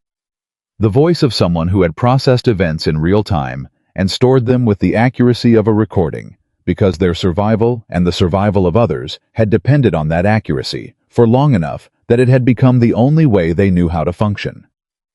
When she finished, Voss looked at her for a moment without speaking. Then she said, "The shot. East Ridge to Forestry Road. Give me the distance." Emily gave it. Voss wrote it down. She looked at what she'd written. She set her pen down. "That's not in the qualification standards." "No," Emily said. "It's not in any standard." "No." Voss looked at Hale. He looked back at her. Something passed between them, the specific communication of two senior officers who had both just understood the same thing at the same time and were deciding how to characterize it. "Commander Carter," Voss said, "your deployment authorization came from my office. The evaluation order was, as I suspect you've already explained to Commander Hale, a mechanism. The actual mandate was counterintelligence assessment and intervention." She paused. "You are authorized to confirm that to anyone present who asks." "I know," Emily said. "Does Commander Hale know the full scope of the pre-deployment intelligence?" Emily looked at Hale. He was watching her with the expression he'd been wearing for the last several hours. Not the evaluating look, not the dismissive one, but the one that had no comfortable category, because it was the look of a man in the process of significantly revising something he'd believed about himself. "Not the full scope," Emily said. "He knows what he needs to know for an accurate report." "Then let's complete that," Voss said. And for the next 30 minutes, Colonel Voss laid out what Hale had not been cleared to know when Emily Carter had walked through his gate, the regional intelligence assessment that had flagged Falcon Ridge as a potential target 6 weeks earlier, the decision to insert a counterintelligence asset under evaluation, cover to avoid alerting the facilitator, the specific choice of Emily for the assignment, based on a combination of qualifications that Voss listed without inflection, but that landed in the room with the weight of a document being read aloud at a formal ceremony. Hale listened to all of it. He did not interrupt. He did not ask questions during the briefing. He was too experienced a commander to turn an intelligence debrief into an emotional conversation, and the emotion he was managing right now was complex enough that managing it quietly was a professional necessity. When Voss finished, the room was quiet for a moment. Then Hale said, "The evaluation order. My orders were to provide standard temporary access and allow her to conduct the assessment." "Correct," Voss said. "I exceeded those orders in the wrong direction." "You made command decisions based on the information available to you," Voss said, and she said it carefully, not generously, as a precise statement of operational fact. Some of those decisions impeded the mission. Some of them ultimately did not, because she compensated for them. Voss didn't respond to that, which was Hale understood its own kind of response. After the debrief team finished their initial session and moved to the secondary interviews with Novak and the other base personnel, Hale found Emily in the corridor outside the command room. She was standing with her field notebook open, writing something the same posture he'd seen the first time Reed had described her, and that he'd initially read as the composure of someone with nothing at stake. He understood now what it actually was. It was the composure of someone who had too much at stake to afford anything less. "Carter," he said. She looked up. He had been working out what to say for the better part of 3 hours, and in those 3 hours, he had drafted and discarded approximately 6 versions of it too. Formal, too personal. Too much like an apology designed to make him feel better, rather than to say something true. What he said in the end was the version that survived all the drafting, because it was the version with nothing extra in it. "I pointed at the door," he said, "in front of my entire command staff, after you had tried twice to tell me something I needed to hear." Emily held his gaze. She didn't say it was fine, because it wasn't fine, and she wasn't the kind of person who used social courtesy to paper over operational failures. But she also didn't let him stand in it longer than it needed. "You made decisions based on a framework that your experience had taught you," she said. "The framework was wrong for this situation. That happens. It shouldn't have happened here. No, she agreed. It shouldn't have. She closed her notebook. The question isn't whether you made the wrong call, Commander. The question is what you do with the understanding of why you made it. He stood with that for a moment. The briefing room. When you told Novak the signals weren't interference, I could see in his face that you were right before he pulled the data. I chose not to act on what I could see, because I'd already decided what you were.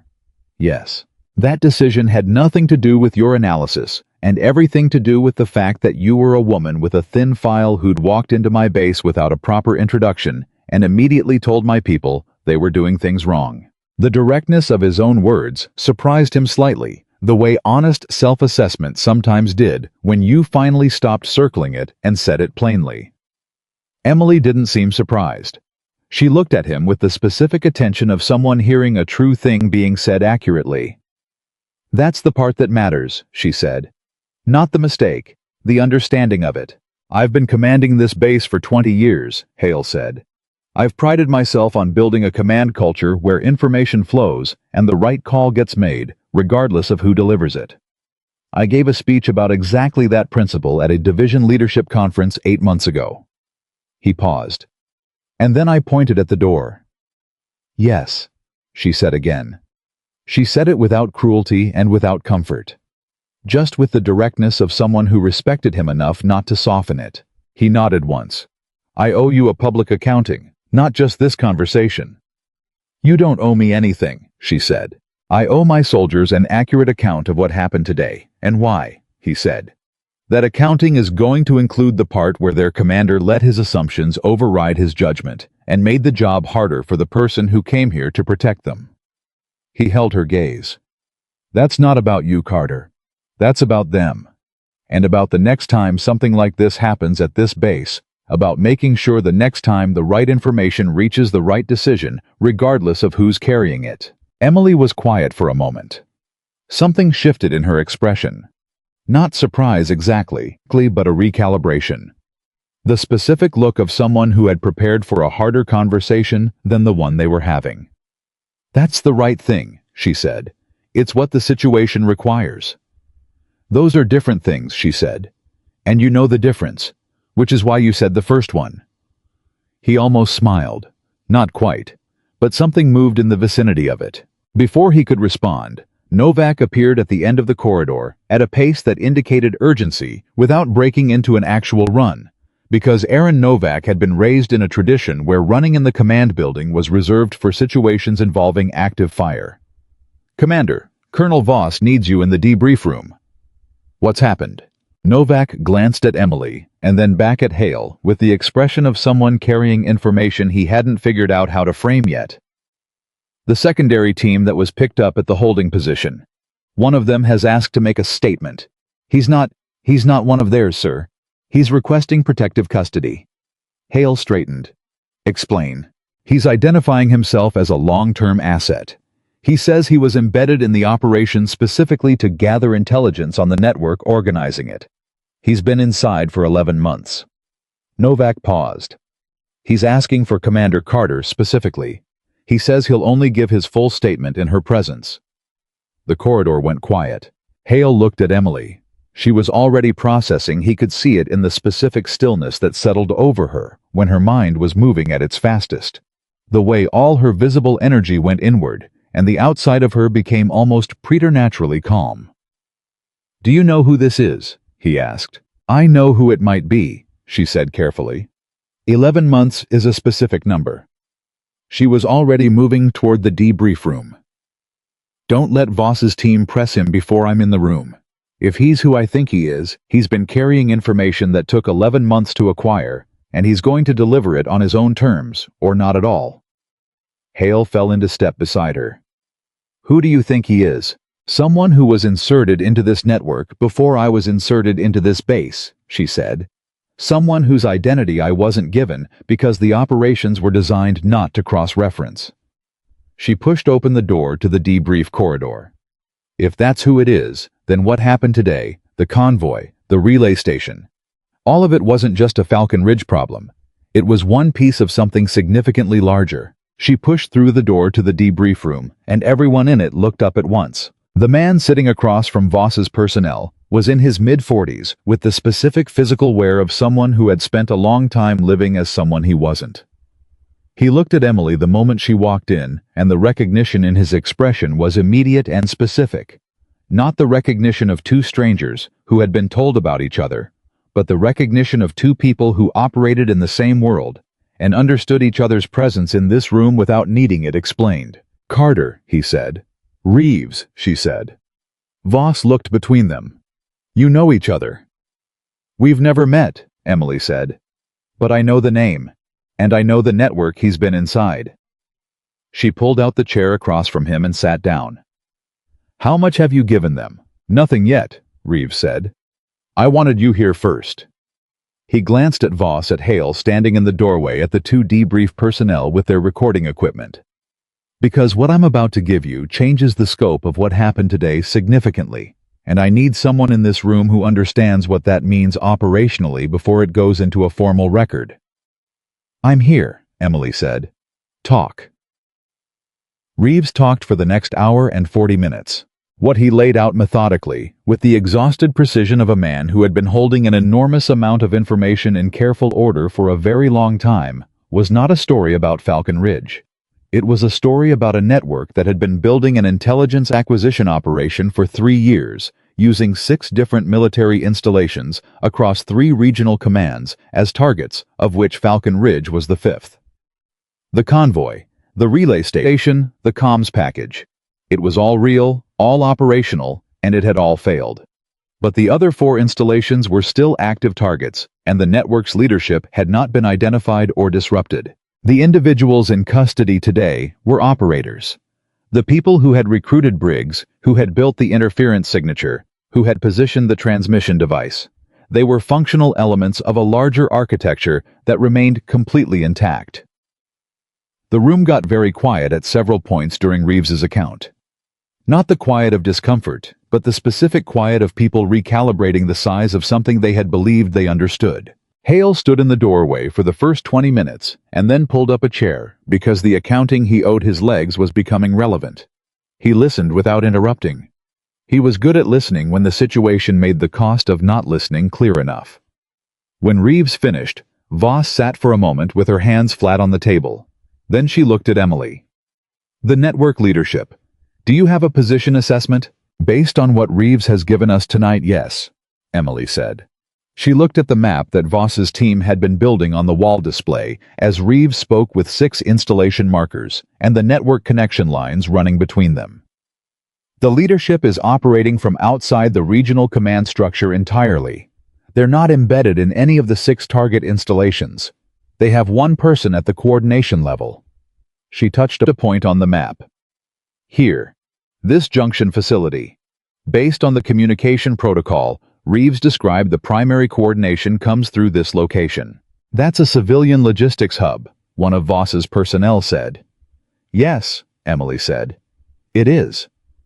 Another quiet moment. "How long have you known about the junction facility?" Voss asked. "I've suspected it since I reviewed the pre-deployment intelligence," Emily said. "Reeves's account confirms it." She paused. "I didn't include it in my initial assessment because I couldn't confirm it without the network contact information that only Reeves could provide." Voss looked at her for a long moment. The kind of long moment that senior officers deployed when they were deciding whether to ask a question or let it remain unasked. She let it remain unasked. "We'll need a full operational brief to Central Command tonight," she said instead. "Carter, I want you on that call." "Understood." Voss stood. Her team began moving with the coordinated efficiency of people who had done this particular kind of work many times and knew what each moment of it required. Reeves was moved to secure quarters with 2 personnel assigned to his care. The map was secured. The recording was encrypted and logged. As the room cleared, Hale found himself standing near Emily again, the second time in an hour that the movement of people around them had left them in proximity without specifically intending it. He had the sense, which he recognized as probably accurate, that this was the kind of woman around whom things arranged themselves, whether or not she directed them to. "The other 4 installations," he said. "They don't know what we know. Not yet, she said. How long before the network realizes today failed and adjusts their timeline on the other targets? 48 hours, she said. Maybe less. When their operators don't report in and the secondary team goes dark, whoever is coordinating will understand that Falcon Ridge failed. They'll accelerate the remaining targets to compensate. 48 hours, he said. Yes. Is that enough time? She looked at him. And for the first time since she had walked through his gate 36 hours ago, something in her expression shifted toward something that wasn't quite a smile, but occupied the same territory. It depends on who's making decisions in the next 48 hours, she said, and how fast they make them. It landed with the specific precision of a statement that contained a history. He felt it. I'll be faster, he said. I know, she said simply. And she meant it. He could hear that she meant it without qualification or performance. She wasn't giving him an easy reassurance. She was stating an assessment based on what she'd watched him do today, from the moment he'd sent that helicopter to the East Ridge, to the moment he'd walked into Reeves's debrief without being asked. He had been faster. He had learned fast, which was the only thing that mattered when you discovered you'd been moving in the wrong direction. The Central Command call ran from 2100 to 2340 hours. Hale was on it. Voss was on it. Emily was on it for the portions that required her specific knowledge, and then she was on it for the rest, because once she started talking, nobody suggested she stop. The other 4 installation commanders were briefed. The intelligence assessment based on Reeves's account was distributed. The junction facility was flagged for immediate surveillance. A coordinated response framework was authorized before midnight. When the call ended and the command room was finally quiet, Hale sat at his desk and looked at his hands for a moment. Corporal Yates knocked on the open door at 2347. He had the look of a young soldier who had been awake for 19 hours and was running on the specific fuel of a day that had been too significant to put down, even though his body was filing an urgent complaint. Sir, Commander Carter is requesting transport to the Regional Command Airfield. Her flight departs at 0130. Hale looked up. I'll walk her out. Yates blinked slightly. Commanders did not typically personally escort departing evaluation officers to their transport. But he was also 22 years old and had spent the day watching his understanding of several things rearrange itself, so he simply said, "Yes, sir," and stepped back. Hale found Emily in the equipment review corridor, the same corridor where he'd assigned her a converted storage room 36 hours ago, standing with her duffel bag already packed and her black case in her left hand, her field notebook closed and tucked under her right arm. Exactly as she'd been standing when Reed had found her at 0944 that morning. He almost said something about that. He decided it didn't need to be said. "Transport is ready," he said instead. "Thank you." She fell into step beside him. They walked through the base in the late-night quiet, the specific quality of silence that military installations had at this hour, the quiet of a facility that never fully stopped, but whose operational rhythm dropped to its lowest register, filled with perimeter checks and watch rotations, and the distant sound of someone in the maintenance yard testing an engine. He had said what he needed to say in the corridor earlier. She knew it, and he knew it, and neither of them needed to revisit it at 2350 hours. But there was something else.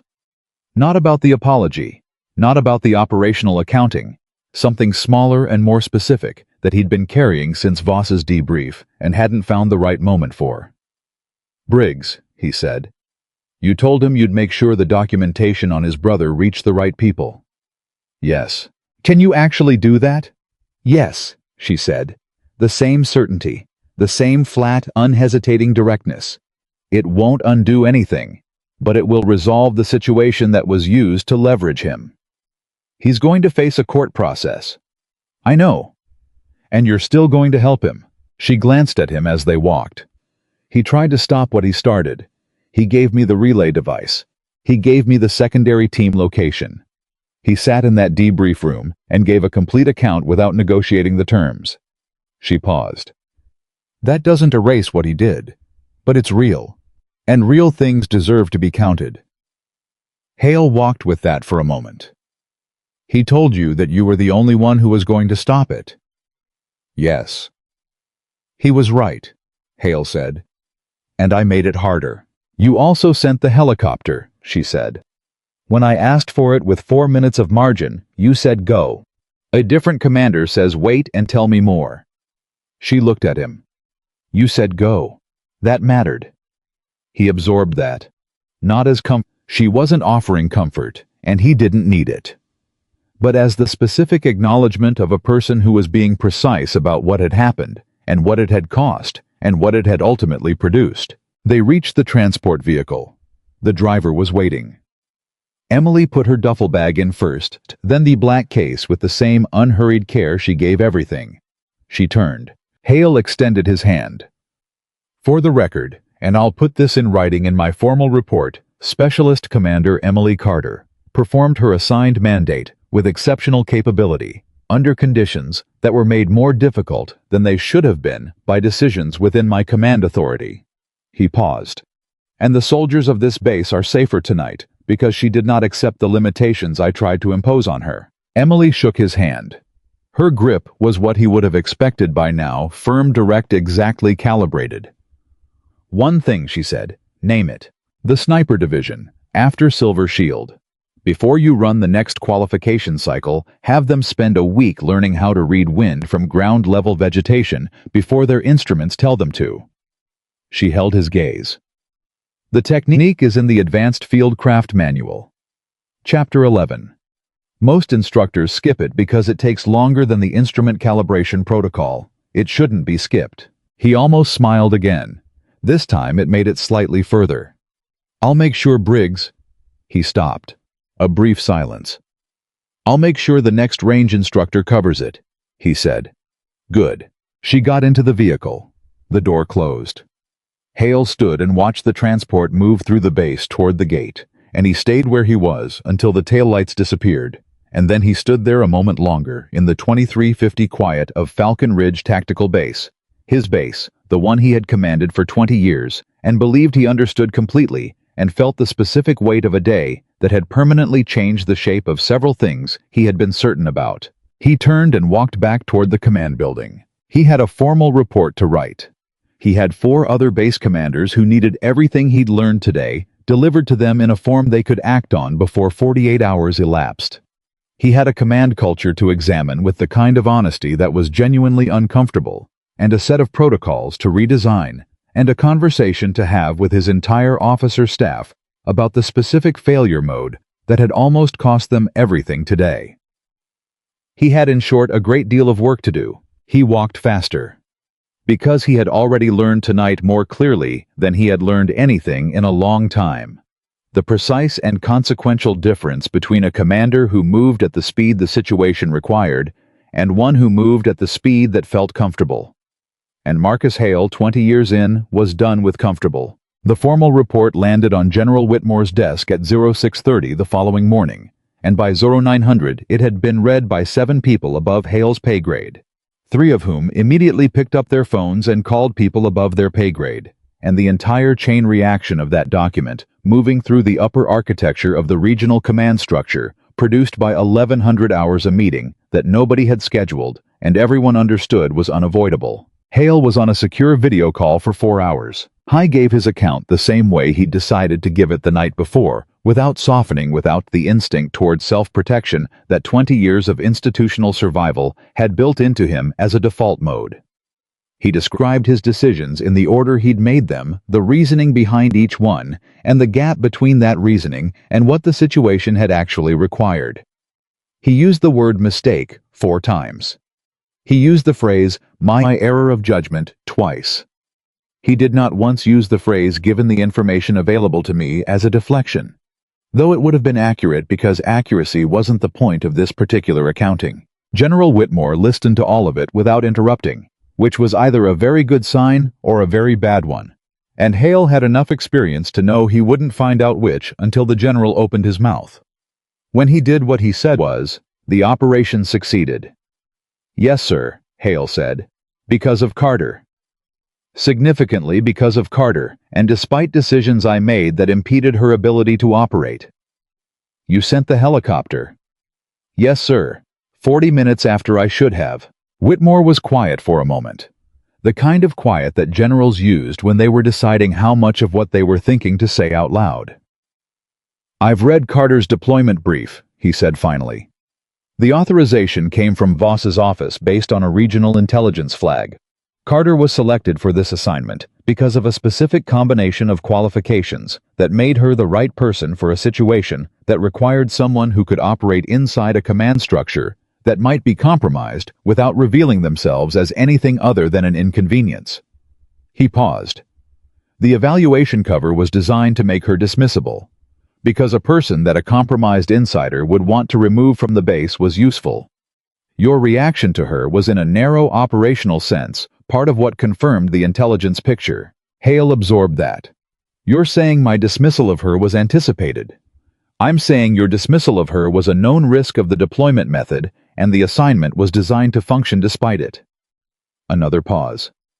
What was not fully anticipated was the speed and the completeness with which you reversed that dismissal once the situation made the stakes clear. Hale said nothing. "That's not a small thing, Commander," Whitmore said.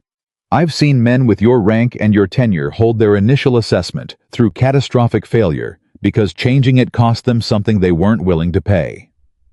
He let that sit for a moment. "You changed it and you moved.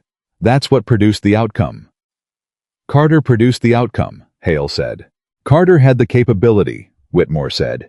"You gave her the platform to use it, in the end." Another pause, and in it, Hale felt the full weight of that last phrase "in the end," and everything it contained about the hours that had preceded it. "We'll discuss the formal assessment of your command decisions in a separate review. What I need from you right now is your read on the broader network situation based on what Reeves provided last night." They spent the next 90 minutes on that. Hale gave everything he had, and he gave it fast because Whitmore's timeline question, "How long before the network adjusts?" was the same one Emily had answered in the debrief room, and 48 hours was not a comfortable margin. When the call ended, Hale sat at his desk for exactly 4 minutes. Then he stood up and went back to work. The 48 hours that followed were the most operationally dense Falcon Ridge had experienced in years. Not because of active engagement, the mountain had gone quiet in the way that things went quiet after a significant disruption, the operational silence of a network recalibrating, but because of what Hale drove his command to accomplish in that window. He briefed his entire officer staff at 1300 hours on the day after the operation. He stood in front of them and gave them the unedited account of the previous 36 hours, including every decision he'd made and what each decision had cost. He did not manage the room's reaction. He did not soften the moment when he described pointing at the door. He let his officers hear it the way it had happened, and he watched their faces absorb it, and when he finished he said, "The standard I set in how I handled Commander Carter's assessment is not the standard of this command. It was a failure of this command. And every one of you is going to hold me accountable to a different standard going forward, because the cost of not doing that is what we almost paid yesterday." The room was very quiet. Then Lieutenant Reed, who had been in Hale's shadow for 22 months and who had made 3 decisions in 2 days that had each been slightly better than the minimum required, raised his hand. "Sir," Reed said, "when Carter asked me about the sniper division schedule when she made it clear she needed information, I technically wasn't authorized to give her. I gave it to her because something told me it mattered. I want to understand what that something was, how to identify it, how to trust it reliably." Hale looked at his aide for a moment. Then he said, "That's exactly the right question, and I don't have a complete answer for it yet. But finding that answer is now the primary professional development objective of every officer in this room." It wasn't a perfect answer. Hale knew it wasn't. But it was an honest one, and in a room full of people who had spent 36 hours watching the difference between honest and comfortable honest landed the way it needed to. 3 days after the operation, the junction facility that Emily had identified from Reeves's account was put under active surveillance by a regional intelligence team. What they found in the first 18 hours of that surveillance confirmed everything Reeves had described and added several details he hadn't known, because his access to the network's upper architecture had been deliberately limited as a security protocol, which meant the person running coordination from the junction facility had been careful enough to compartmentalize even from someone who'd been inside for 11 months. The name that emerged from the surveillance was not a name that anyone at Falcon Ridge had encountered in the operation. It was a name that Voss recognized and that Emily Carter recognized when Voss called her with it at Yo 415 on the fourth day, and that produced from Emily a silence of approximately 3 seconds before she said, "How long have you had eyes on them?" 18 hours, Voss said. "Don't move on them yet," Emily said. "If we move now, we get the coordinator and the network goes dark and rebuilds. If we wait—" "I know," Voss said.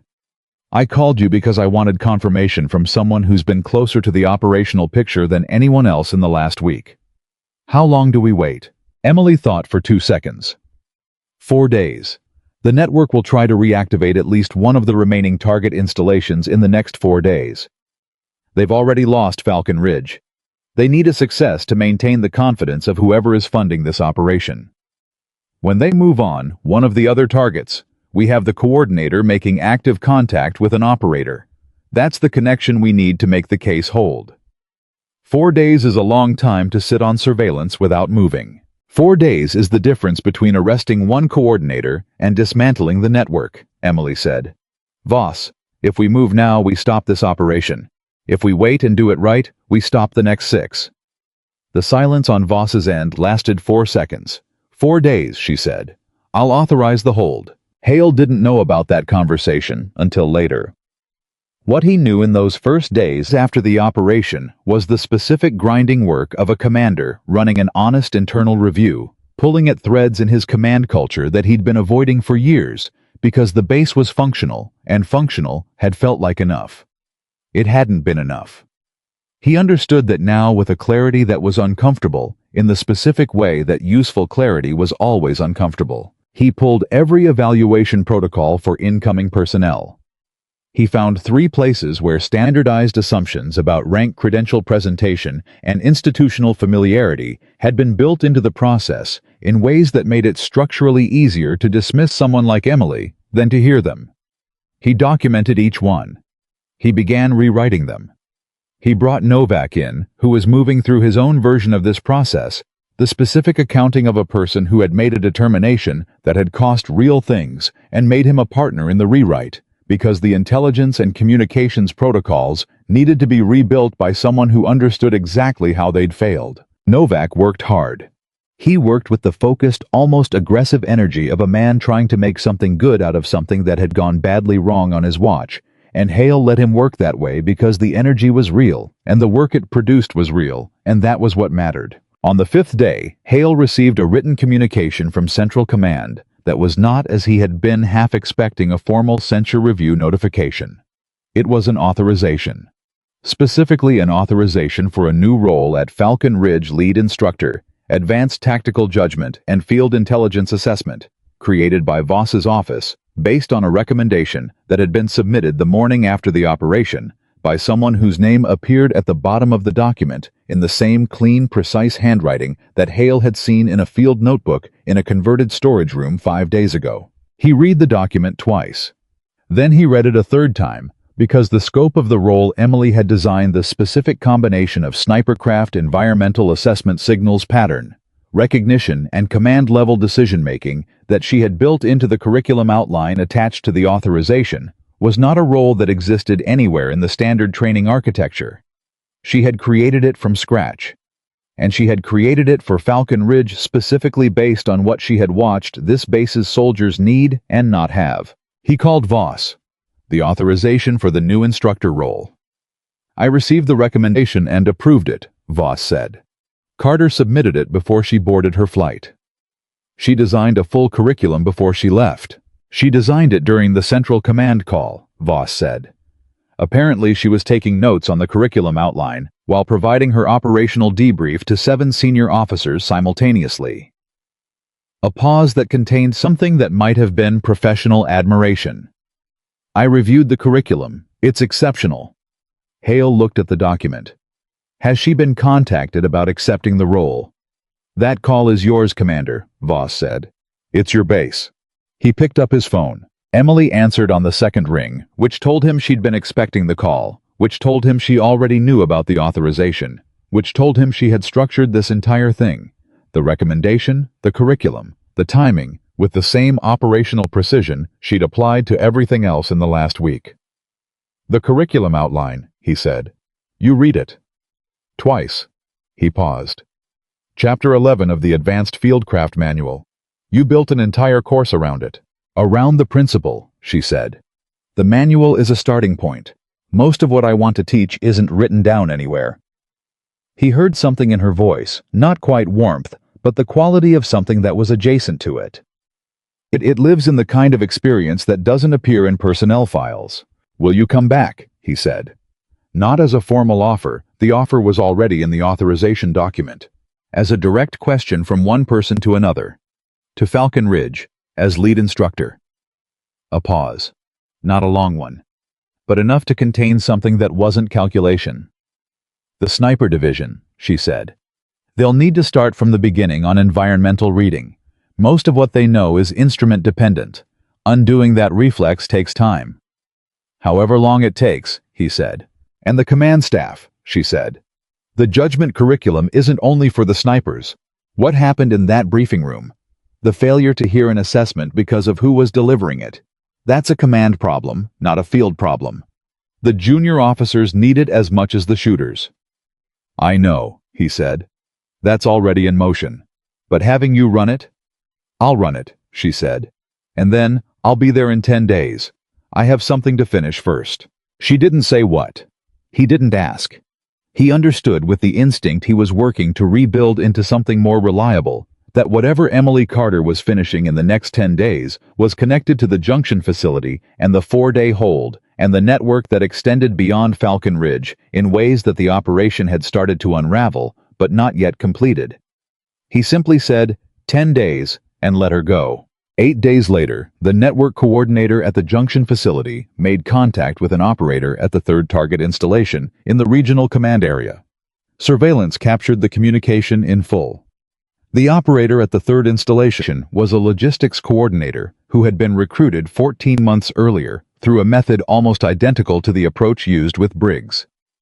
Leverage family vulnerability.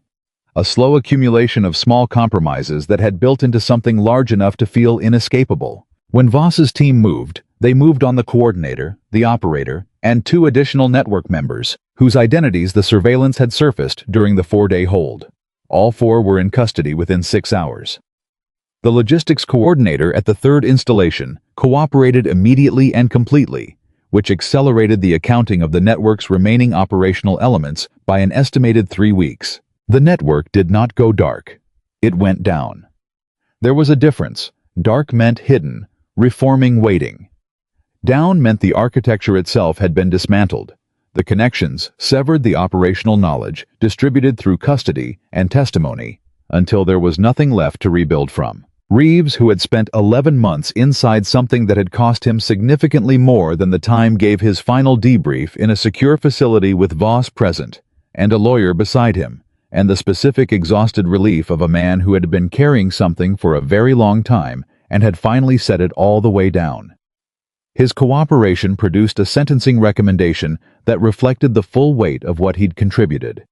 It wasn't a light sentence, but it was calibrated to what he had actually done, which was not the same as the maximum possible, because the system, when it worked the way it was supposed to, understood the difference between those two things. Briggs's case moved through the military justice process with the specific deliberateness that serious cases required. His cooperation was formally documented and weighed. The circumstances of his recruitment, the leverage used, the vulnerability exploited, were part of the record. Emily's written account of his behavior at the lower junction, including the relay device and the folded paper, and the unprompted provision of the secondary team's location, was submitted and entered into evidence. His brother's situation, as Emily had promised, was referred to the appropriate office and resolved in a manner that removed the leverage that had been used against him, too late to change what had happened, but not too late to matter. None of that made what Briggs had done acceptable. He knew it. Everyone who read the record knew it. But accountability, when it was done right, was precise. It measured what had actually occurred in the full context of how it had occurred and produced a consequence that corresponded to that reality, rather than to the most convenient simplification of it. Hale attended one day of the proceedings. He sat in the back and said nothing. On his way out, Briggs's lawyer stopped him in the corridor and said that Briggs had asked whether Commander Hale had come. When told yes, Briggs had said only, "Tell him thank you for being here." Hale stood in the corridor for a moment after the lawyer moved away. Then he walked out into the afternoon and went back to his base. Emily arrived at Falcon Ridge on day 10 at 0810 hours, which was 2 hours before Hale had told his staff to expect her, and which he later understood had been deliberate. She wanted to see the base in its natural morning rhythm before anyone had adjusted it for her arrival. She walked through the gate with the same duffel bag and the same field notebook and the same black case, and Corporal Yates, who was at the gate again, who would talk about this for years, said she looked exactly as she had the first time, except that this time when she walked through the gate, officer and the processing staff and every soldier who happened to be crossing the yard at that moment stood up a little straighter without being told to. Not from protocol. From something else. The specific, uninstalled respect that forms when people have watched someone do something real. She came to Hale's office first. He was at his desk. She knocked on the open door, and he looked up, and there was a moment, brief, maybe 3 seconds, where neither of them said anything. And in that moment, everything that had happened in the week between her first arrival and this one was simply present between them, acknowledged, without being narrated. "Welcome back," he said. "Thank you."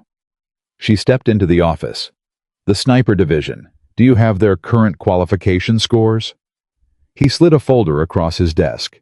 She picked it up, opened it, and stood there reading it the way she'd read everything with total, undivided attention, processing at a pace that suggested she was getting more out of a page of data than most people got from reading it twice. "Room to work," she said. "Significant room," he agreed. She set the folder down.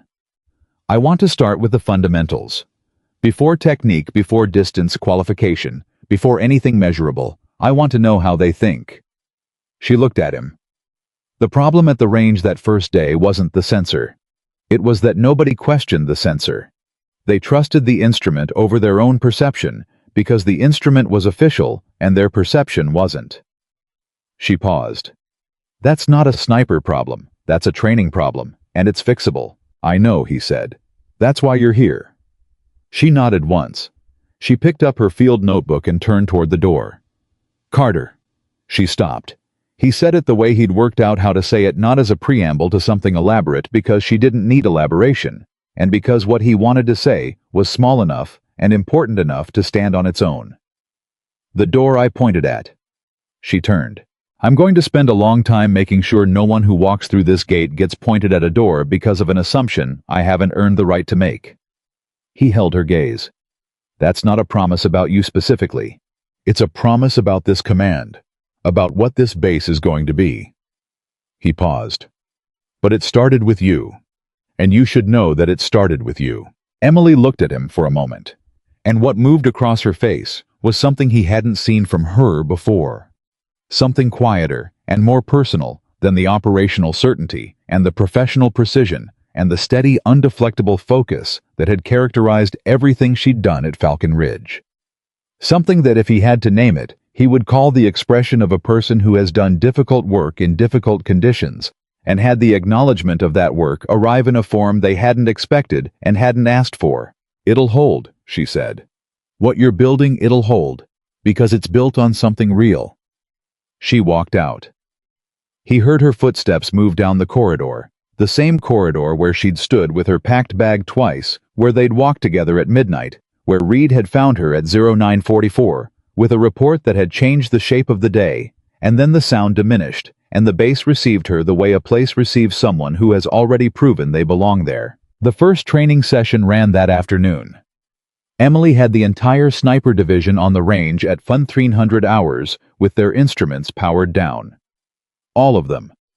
Every calibrated meteorological tool, every targeting computer, every digital environmental reader off.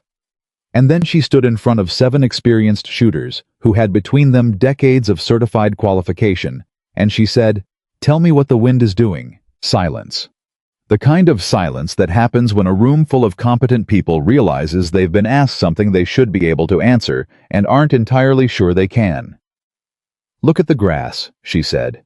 Not the target, not each other, the grass. And she waited. It took Corporal Hayes, the same Hayes who had called across the training ground on her first day with the theatrical loudness of someone performing confidence. It took Hayes 4 minutes to say slowly and uncertainly, "It's shifting. North, I think. Maybe northeast." "Maybe," Emily said. "Measure it, without the instruments. Tell me exactly." Another 2 minutes. Hayes and Mendez consulting each other in low voices. Someone else pointing.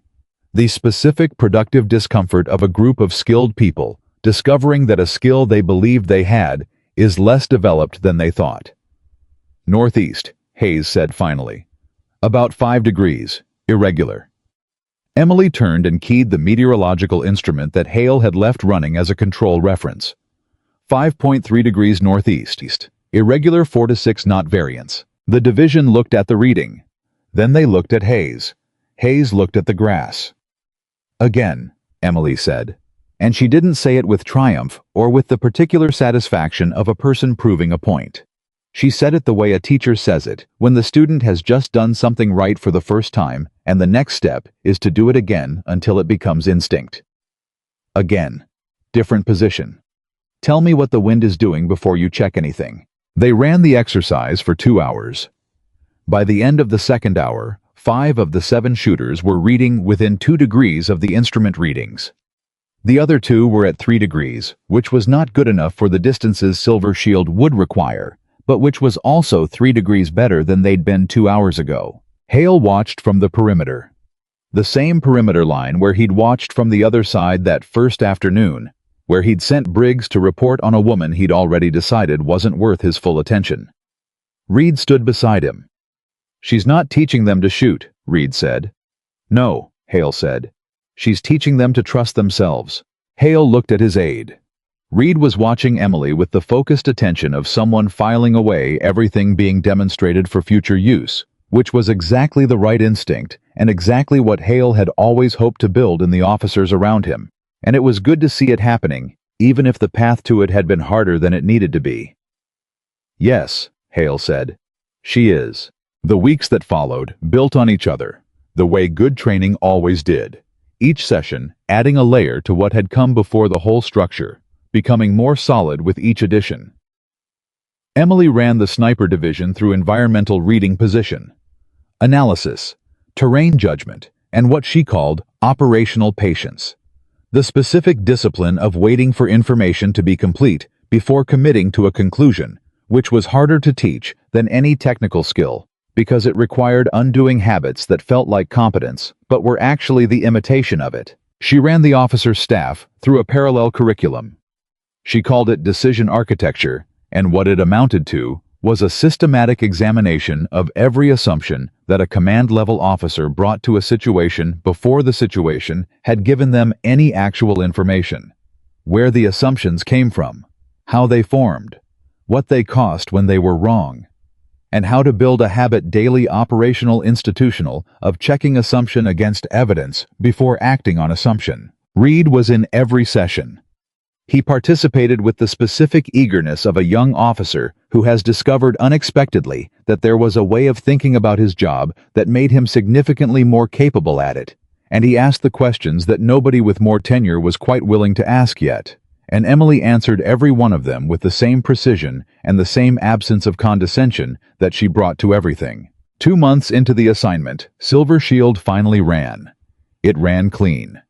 7 snipers performed with a coordination and an environmental adaptability that the division's evaluation officer, a man from regional command who had been running these assessments for 9 years, described in his formal report as the most significant single-cycle improvement in sniper division performance he had documented in his career.